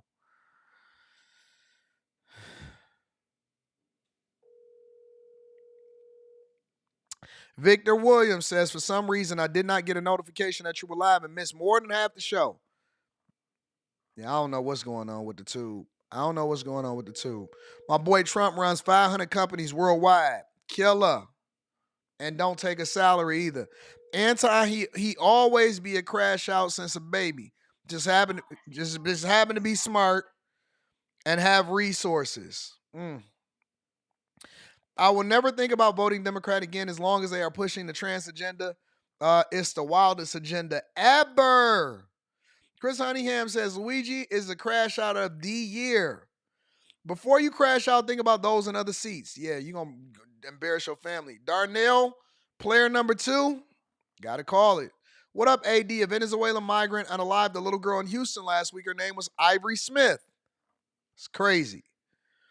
Shout out to Donnie Holmes. I appreciate everybody that support the platform. Thank y'all. Make sure y'all tap into the Patreon. Y'all really do need to join the Patreon. The link is in the description as well as pinned to the top of the chat. And then get your tickets to come and kick it with me in person. Shout out to Levite Apparel says, Levi here for the super chat this morning. Sad world that we live in. Nah, it's just reality. It's a cold, cold world. It's a cold, cold. I heard that J. Cole was going to drop one more album and then retire. Y'all tell me what y'all know about that. I have cerebral palsy and get it every day, no excuses. Shout out to you that's making no excuses. I love that. That's dope. Shout out to you. All right, y'all, let's continue on with the show. What we got going on here? Oh, I want to spend 10 minutes on this, all right? So real estate bros, passport real estate bros. Have y'all heard about these people? All right, Tall and Oren, and then they other older brother, and then they friend. Have y'all heard about this? Let me play this. They just got arrested. They being charged with rape, human trafficking, among other things. They being charged with everything. I want to spend 10 minutes on this. Let's get it, y'all. A most disturbing crime, and a crime ring busted as well. The U.S. attorney in New York City accusing 3 brothers of sex trafficking for more than a decade. The siblings, who include 2 high-profile real estate agents, charged with working together to drug, sexually assault, and then rape dozens of women. Heinous is how federal prosecutors describe the crimes. Eyewitness News reporter Darla Miles live at the federal courthouse in Lower Manhattan with the rather disturbing story. Darla. Bill, as you mentioned, 2 of the 3 brothers are high-profile real estate brokers here in New York City. They are extremely wealthy and extremely successful, even once breaking the record for selling the most expensive penthouse in the country for $240 million. But they were all 3 of the brothers were arrested in Miami this morning on federal and state sex trafficking charges. This conduct, as alleged, was heinous. 3 brothers synonymous with luxury, wealth, and elite social status, looking shocked and disheveled in mugshots Wednesday. Alon, Oren, and Tal Alexander indicted on 3 counts of sex trafficking. Between at least 2010 and at least 2021, the Alexander brothers worked together and with others to repeatedly and violently drug, sexually assault, and rape dozens of female victims. All right, so let me stop there. And then I'm going to play the rest of it shortly. Because, again, I only plan on spending 10 minutes on this. They were once lauded for selling the most expensive penthouse in New York City for over $250 million, I believe. They've sold billions of dollars in real estate. They were once lauded in 2014 as the most phenomenal and eligible bachelors inside of New York City, for example. More than 10, 14 years later, all of these super successful men are starting to be indicted, arrested, and charged with trafficking. Trafficking is it has become a blanket statement. When I first discovered the word trafficking, I thought it was more closely tied to cartel members, stealing people like you was on Taken with Liam Neeson, all of that stuff, right?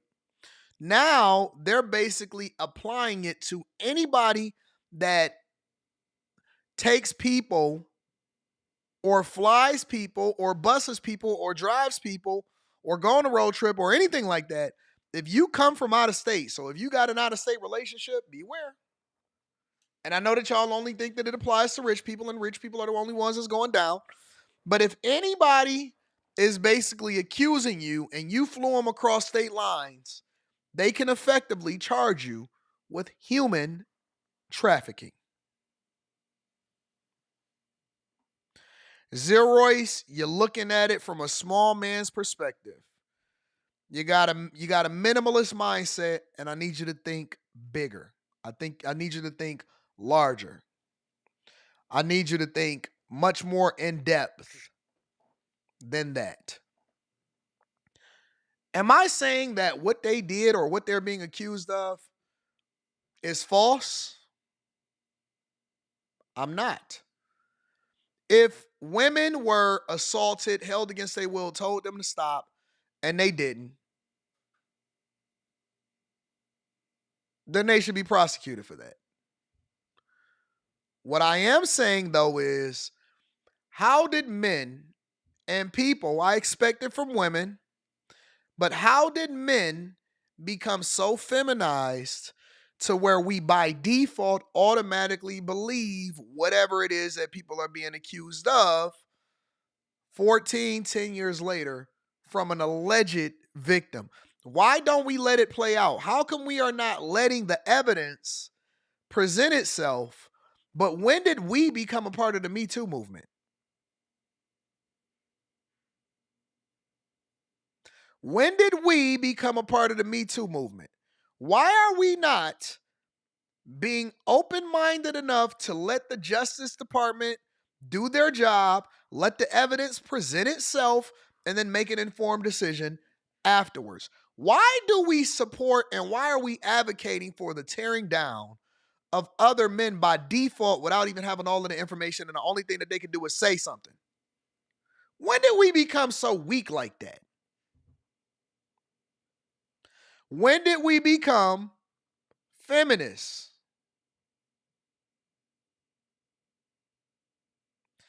Robert Dalton says, Anton, if the feds is on you, then they got something. I guess that don't apply to YSL, huh? So we just literally seen the FBI director announce that he's going to be resigning before Trump hits office. And we just went through a litany of different things that he omitted or that they failed to address. And y'all just automatically apply it and say, oh, wait. But if the feds got something, then it's got to be true. So now, wait. Either y'all don't believe in what's happening with the government or y'all do believe it. Which one is it? Because you can't serve two masters. You got to pick a side. So either you automatically by default. Now remember, I'm not saying that they're innocent, nor am I saying that they didn't do what they were accused of being doing. But why are we not allowing for the Justice Department to do their job? Ed Waters says the feds have a 97% conviction rate. That's because most people plead. And the federal government has unlimited resources to drain you and prosecute you. It doesn't mean that they're right 100% of the time. What it means is that you don't have the resources or the ability to be able to fight it, and most people plead out. Stop just throwing numbers out without context. Stop just saying stuff. Stop just believing every single thing that people say. Because you know what happens? It's called trickle down. Maybe not necessarily trickle down economics, but it sets a precedent for what a lot of other guys. I just seen a guy literally just the other day get out of jail from a 14-year prison sentence or from serving 14 years of a lengthy prison sentence because he was proven not to have done what he was accused of doing from the girl that said that she actually dreamed it up.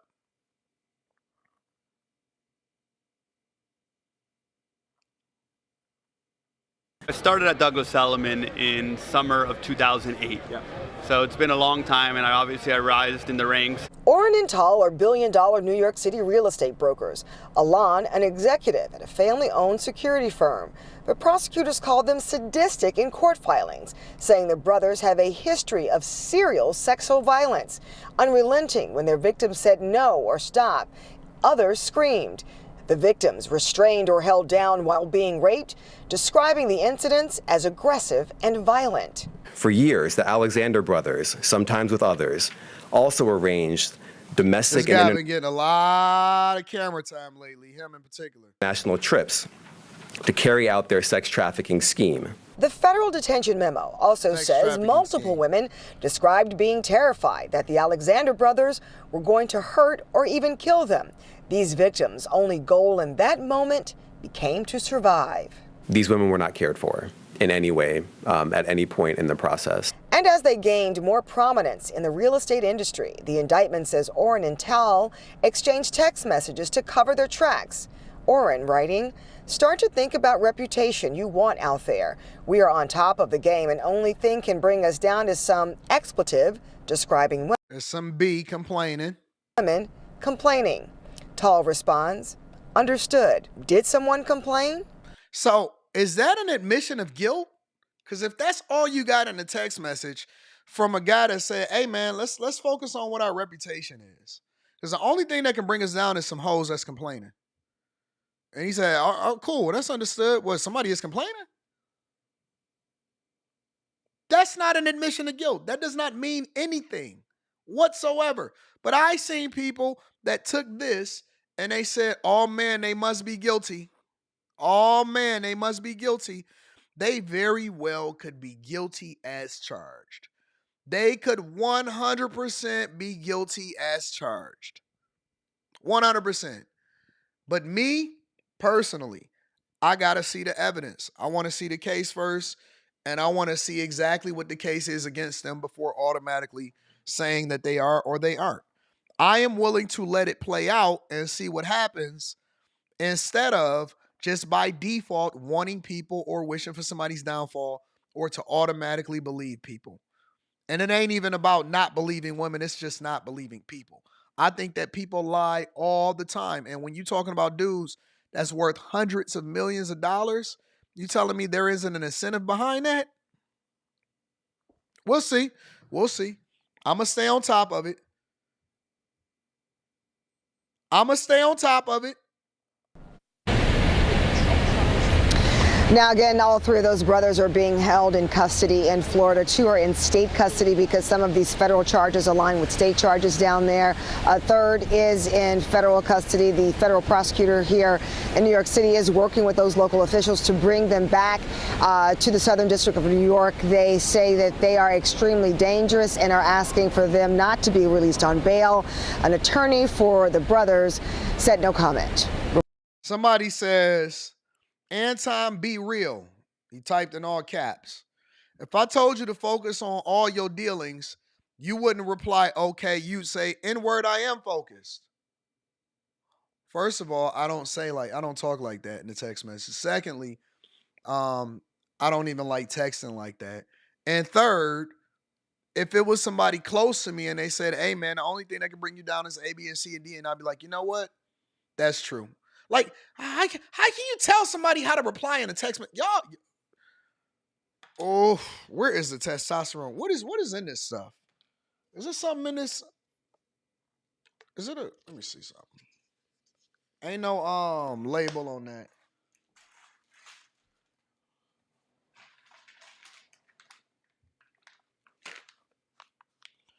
Testosterone. What's in this? What's in it? Is it a lack of testosterone? Am I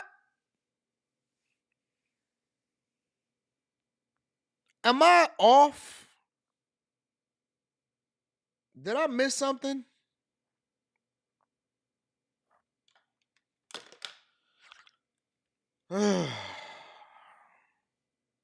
Is birth control in the water supply, Molly? You ain't lying. It gotta be. It gotta be. It straight up gotta be. I don't even like texting. Most people know. That's why me and certain other micro, I like to be 100% direct. That's why me and some other micro influencers, micro is being generous, trust me. It's being very generous. That's why they felt some type of way about me. They said, Anton, you didn't respond. You didn't acknowledge my thoughts. I don't even text like that. Everybody know that I don't text. Everybody know that I might respond 48 hours later. I'm when it comes to text messages, I'm just like the police. Within the first 48, if I haven't responded to you in the first 48, it's not that I didn't read it. It's not that I missed it. I acknowledged it in my head. I'm just never going to be the texter like that. I'm not the texter. I'm not built like that. I'm not the texter.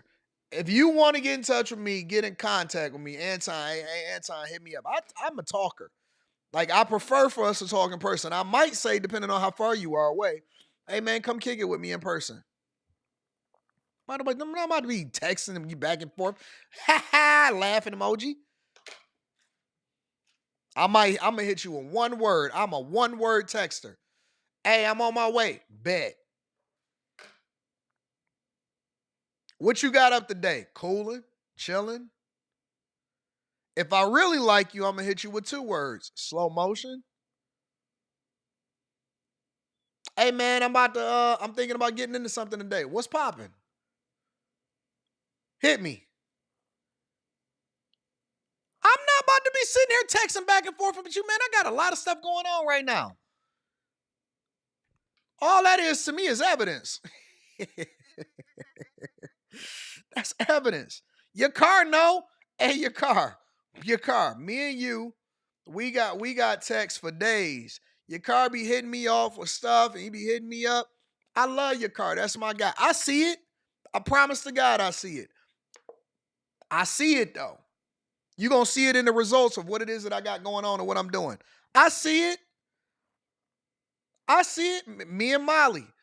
I told Molly, I said, hey, Molly, hit me up. Molly hit me up. It took me what? It took 2 weeks? I was like, Molly, listen, I got you, baby. I really do. We finally got, all right, Molly, listen, this and that. Making a play. We going to have a conversation. It's just going to take me some time. It may take me 2 weeks. It may take me a month. It may take me 2 months. It may take me 2 days. It depends on what the deal is. You know what I'm saying? So we figuring it out. We going to get it together. Rita will tell you.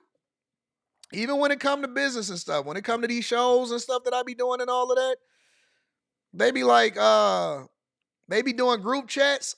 I said, I can't, Rita, put Rita in the group chat. She's my correspondence. I can't do that. Phone be going off all day. Real talk. I'm just different. Molly will tell you, it's facts. Hey, Molly, hit me up. Okay, I got you. I'm on it. Let's get it now. All right. Y'all gotta pick your balls up, bro. Real talk. All of this sassiness is wild. Jerome Gray says you act like wealthy people are rich. What? You act like wealthy people are rich. They don't care about health care of others. She been advocating for all health care. She been advocating for more votes. You really believe in Elizabeth Warren?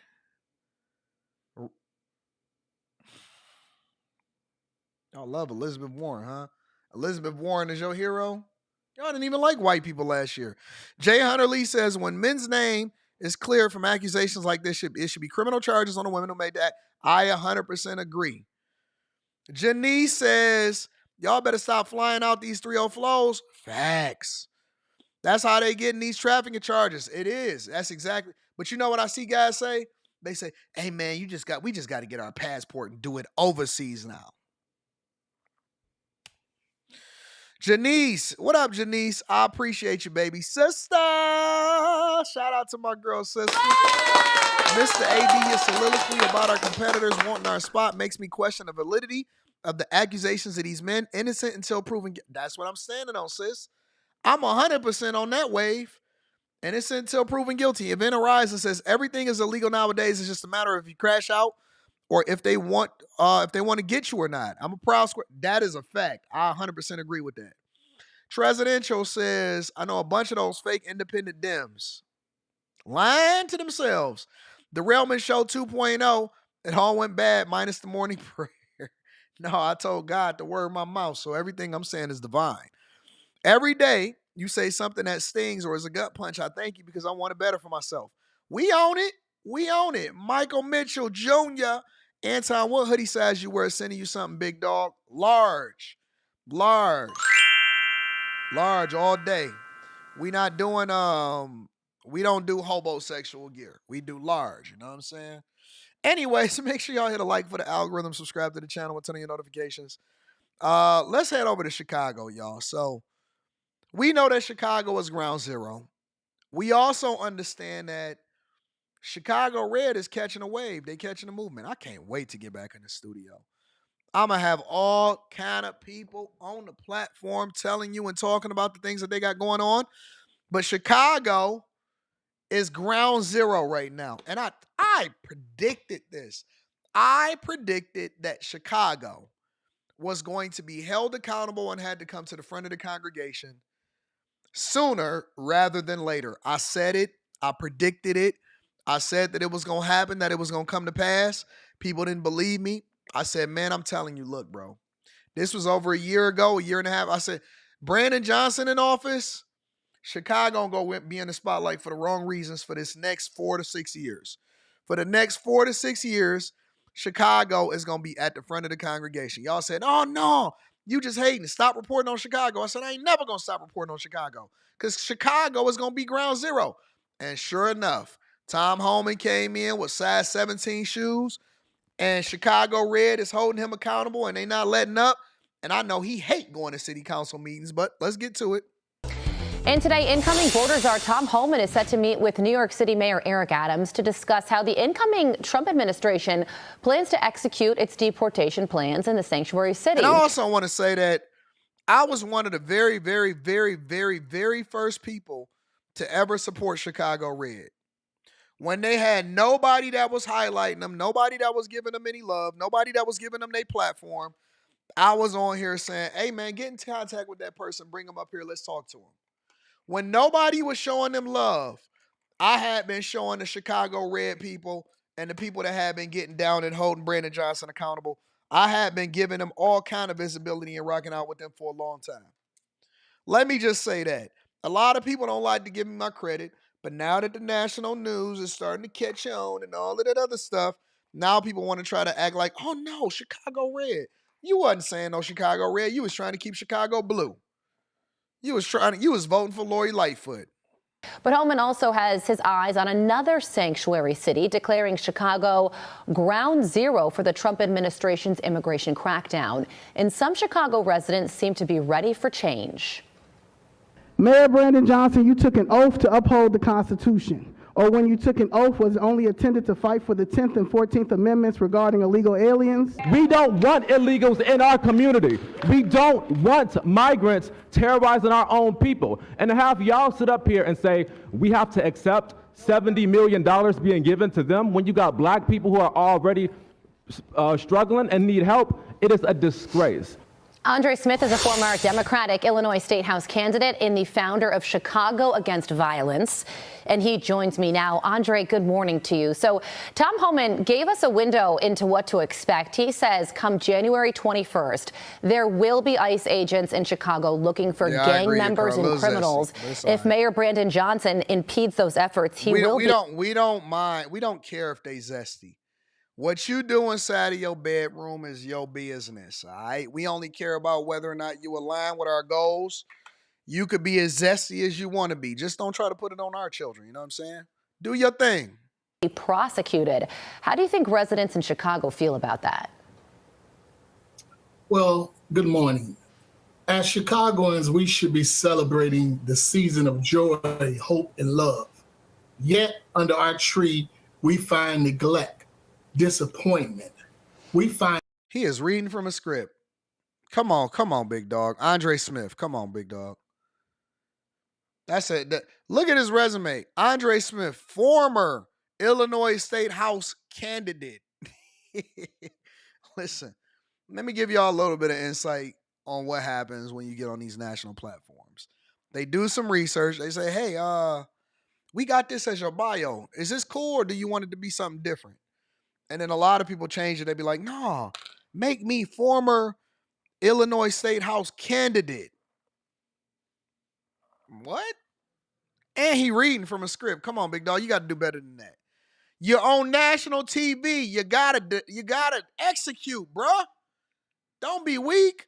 And $575 million of taxpayers' money allocated to migrants. We are disappointed. Our shelters, our schools, our police stations, our not on Fox News Alive hitting us with the our Come on, Dre. Our schools, our police stations, our All right, Dre. Come on, big dog. If y'all not ready for the national spotlight, we got to pass you by. Let's go straight to the residents talking to Mayor Johnson and see what they... When they brought the national spotlight to me, I was ready. I said, I'm sorry. Ha! Tell me if you think that Barack Obama actually had the best interests of black people in mind. Let me tell you something, Laura. We were on the ground, and what we experienced as black people was completely different than what Barack Obama and Michelle, who only pops up in Chicago in order to see the presidential library, what we seen on the ground is people actually suffering from what is happening in this administration, and you're telling me that Kamala Harris and Biden has no answers? Yeah, give me a break. Guess what? We're not going for it. And what we are going to do is we are going to get Trump in office. He's going to change things, and he's doing it for the right reason. See, he doesn't need anything from the American people. You ask not what your country can do for you. You ask what you can do for your country. Now, if you can't get it out and get it right the first time, if you can't get it out and get it right in the first time, if you going you don't need to be on the TV screen. You gonna have to get it together. That's why y'all need to practice now. Get your reps in. Make sure you're dedicating yourself so that you're not looking stupid when you finally get the spotlight and then we pass you by because we don't want to see your segment. All right, let's continue on with the show. Chicago of this cruel product. I thank you so much for this opportunity to share my thoughts. Thank you very much for your comments. Our next speaker this morning is Zoe Lee.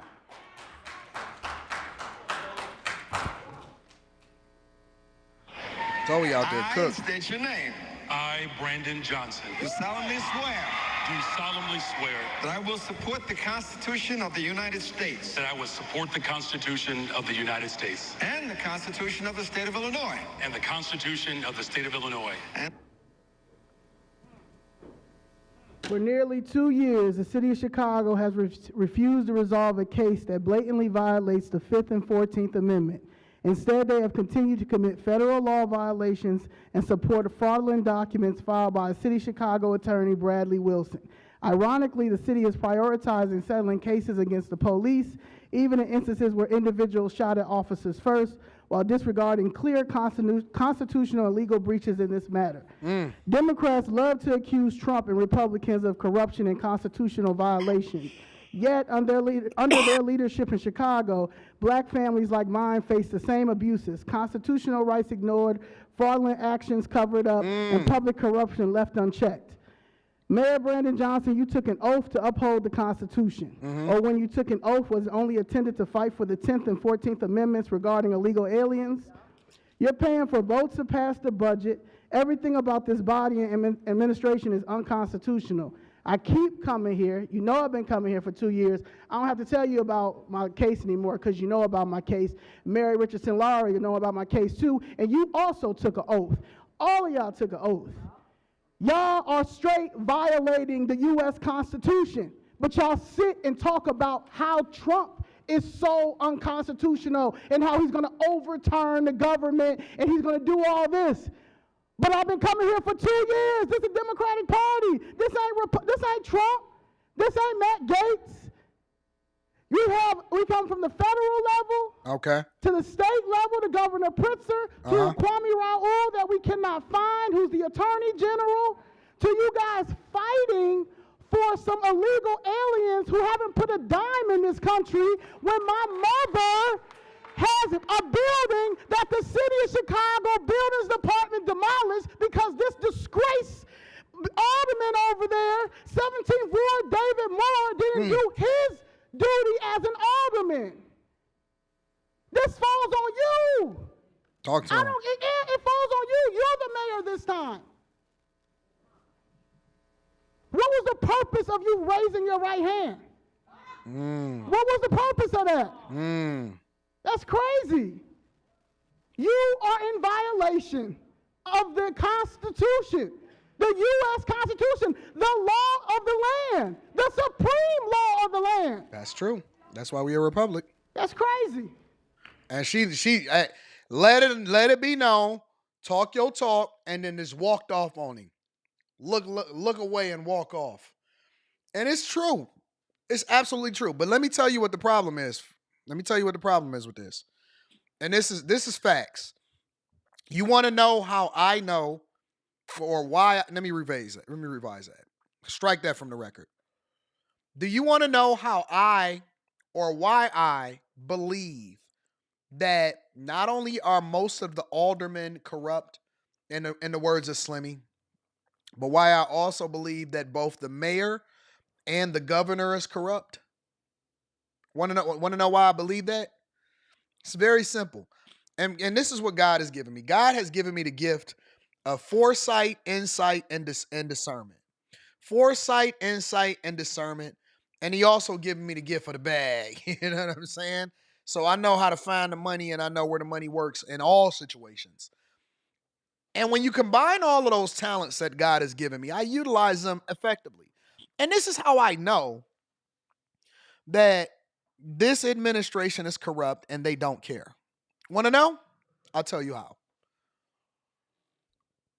This woman has said that she has been coming there for over 2 years.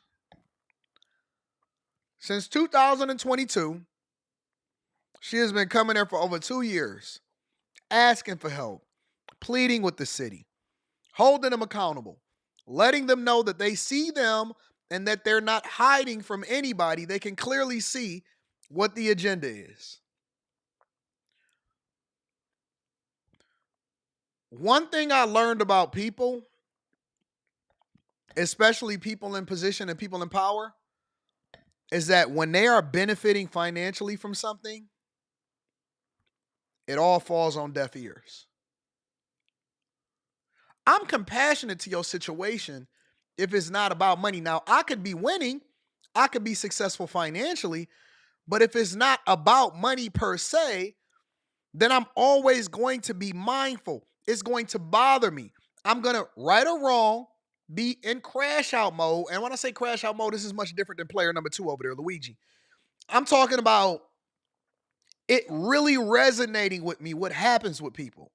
If I am a public, even as a content creator, when people send me stuff, this is one of the reasons why I have people around me to save me from myself, because if it was up to me, I would be broke from giving away everything that I've ever earned, because people would be finessing me, because I get requests on a regular basis of people to say, oh, Anton, oh, my father, oh, Anton, somebody died in my family.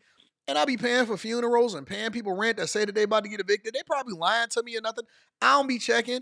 But now I have a team of people, and I have assistants, and I have Rita, and I have people that are in my business, and they're in my business to protect me from myself, because for me, I genuinely care about people's well-being. Oh, man, you know what? We're going to do the Invest in Your Business series. They said, Anton, you can't keep doing that. I said, why I can't keep doing that? Because you're not even telling nobody no. Anybody that's go and look at my Patreon, go and look at all of the money that I gave away, right? People give me a pitch. Sometimes the idea don't even be halfway that good. You know what? Let me give you some money just because I love you and I assist you. Because I don't value money, but I also value being productive, which then rewards me with resources. And when people, for example, such as public servants, don't care because they are financially benefiting from it, so your demise then becomes their come up. Because it's a difference between add value and then getting rewarded as a result of it versus leveraging the U.S. taxpayers for your benefit. They turn a deaf ear to it. They could sit there. Brandon Johnson, let me tell you something. As entertaining as this is, and we'll watch another group of people that do it, Brandon Johnson can sit up there and listen to those people cry their tears of guts out and say, oh my God, you guys tore my mother's building down, or you stole my house, or why are y'all doing this? And why are you supporting migrants when there's people that's homeless on the streets? And why would you remove ShotSpotter out of the neighborhoods? ShotSpotter is the very thing that identified that something went off around this particular area, or this, and the schools and the situations. Oh man, I'm crying. I'm pleading to you, please, alderman, mayor, anybody. Don't put other people that's not from this country before us. We suffering. We losing our homes, and it's cold and it's hard out here. How can you not hear us? How can you not hearken to our voice? Their heart has turned rotten. It's turned cold. You have to become something different to benefit off of people's pain. To be a monster, you have to turn something off. That's why it's not conducive to get into certain industries. I knew very early, even in the hood, that I wasn't meant to be a drug dealer. You know why? Because I would have to literally ignore my conscience. I would have to ignore everything that I was taught between what was good and what was bad to sell poison to my community and figure out how I can justify it. I would have to literally turn my heart cold, because I would know that at some point somebody is going to run off on a plug or they're going to do something that they're not supposed to do. And I would have to hurt somebody to make an example. Otherwise, you're not going to have any kind of leverage in the game and everybody going to look at you as a mark. So I can't participate in that because in a lot of ways, their demise would have to be my gain and I would have to turn something off, which would make me evil. It would make me cold and inside. And when you turn that conscious, it's no different than what a lot of these politicians are doing. When they hit the button and they say, hey, man, we believe that Israel has the right to be able to protect itself, but they're not doing it for that. They're doing it because they know that they benefit some way, somehow financially, which we will never know. When they support the military-industrial complex and send troops over there to die on your behalf or fund wars or rob from taxpayers or anything like this, when they can sit up there and let these people pour their hearts out at them and not care or it not resonate with them, or at some point it don't break them down in their spirit or their heart, or they don't go back in their prayer closet and say, Lord God, what is happening right now? Who am I and what can I do to do things differently? This is not what I signed up for. What I came into this game to do is different from what I'm doing right now. I can't raise taxes on these people. You got to be a cold mother effer to sit there and watch people week after week after week plead their case and their eyes out to say, listen, you know that this is wrong. Why would you sit here and do this? You got to be a different type of person. You got to have a cold spirit, a cold heart. That's how I know that these people, let me rephrase that, strike that from the record. That's why I believe that these people have been given over to the devil and they have sold their souls, because the only way that you can sell people out like this is to sell your soul. Honest to God. There ain't no coming back from this. You can't turn a person that has turned evil back. You can't do what you gonna say to them? If somebody can plead to you and say, hey man, everything that I ever got and what my family has is gone and y'all robbed me of it, and you to turn your back on that, what you think? What can you say to a person like that that's gonna turn them back to God? They have very much used the word of God against you, weaponized the church against you. You can't reason with these people. You can't reason. What you think you gonna negotiate with the devil? He always got the upper hand because he don't give a F. And if he crash out, he gonna crash right back to hell, and he used to being there. You can't negotiate with a terrorist. You ever tried to negotiate with a robber? You ever tried to negotiate with a dude in the hood? He don't value that. He don't value the money the same way. He don't value the stuff. He don't value hard work. He ain't never did no hard work before. Everything he know is taken. Everything he ever got is pilfered. You think he gonna understand your plight? You ever seen any of those videos, any of these police videos where the people be pleading, oh my God, listen, take the car, take my money, take everything. Just don't kill me. Oh, my baby in the car. Oh no, please. And they be like, pow. No witnesses. Give a fuck about your life, nigga. Do you think they care about what you got going on? Think they can relate to you? Think they checking for you? Think they got some kind of thing in their heart that turns them and say, oh my God, I really listen to you.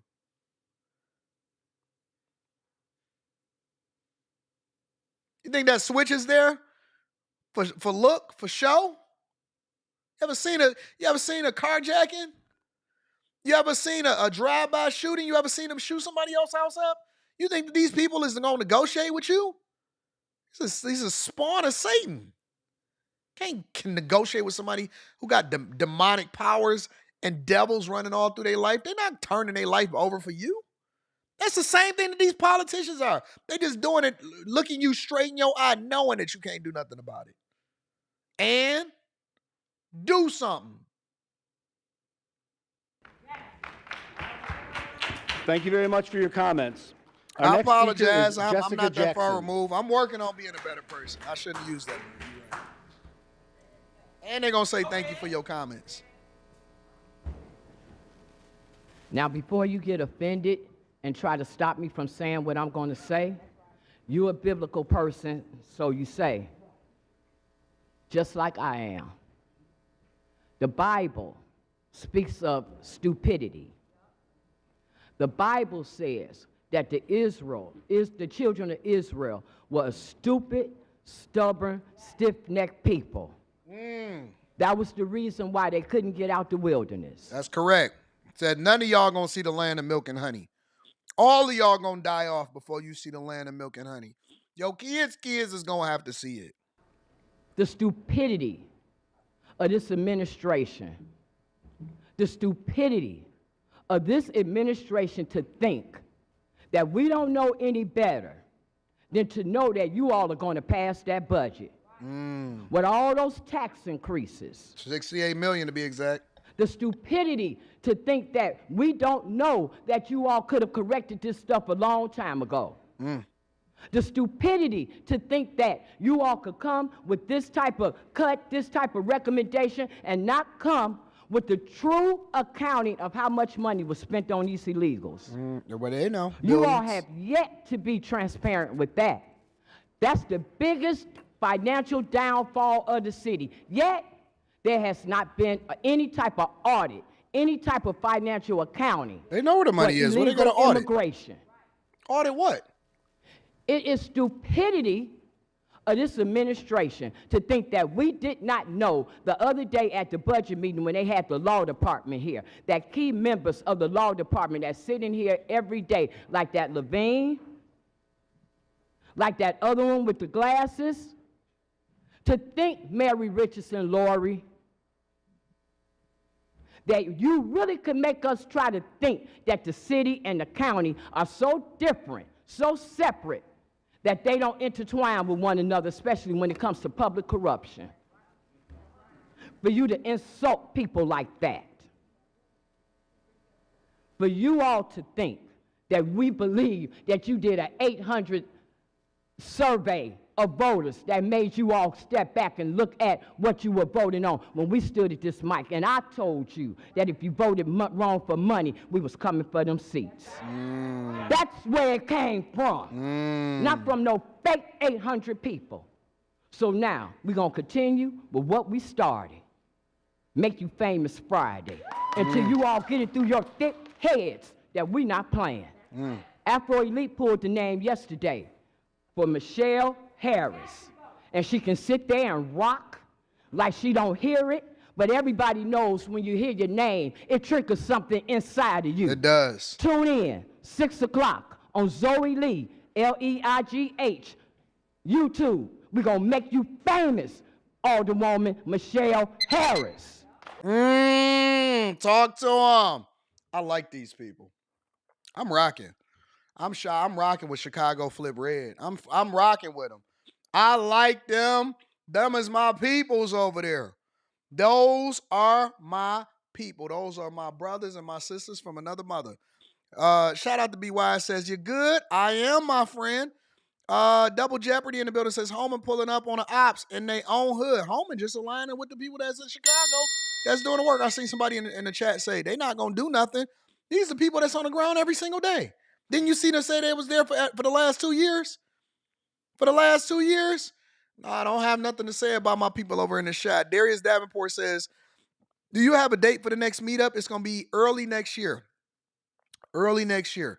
Chris Cunningham says, Brandon Johnson need to take a page out of Naya Bukhali book, jail all of the delinquents in order to make the community happy and safe again. Thoughts? I don't know who that is. I don't know who that is. Democrats despise constituents. That's what it seemed like. Well, no, they love them. They just can benefit from them. They're trying to benefit from them. Listen, I love y'all. I appreciate y'all. Thank y'all for working with me through all of the problems and the things that happened as far as my internet connection going out early. So I had to push the show back a little bit later and all of that stuff. But thank you guys for rocking out with me. Hopefully y'all tune in to After Hours tonight. It's going to be an awesome show. And we going to get it. We going to get it. I love you. I appreciate y'all. Make sure y'all tap into the Patreon. Link is in the description. Hit a like for the algorithm on your way out the door. And if you've been here more than once, you should be subscribed and you should turn on your notifications, all right? I love y'all. I appreciate y'all. I'm going to see y'all on After Hours tonight.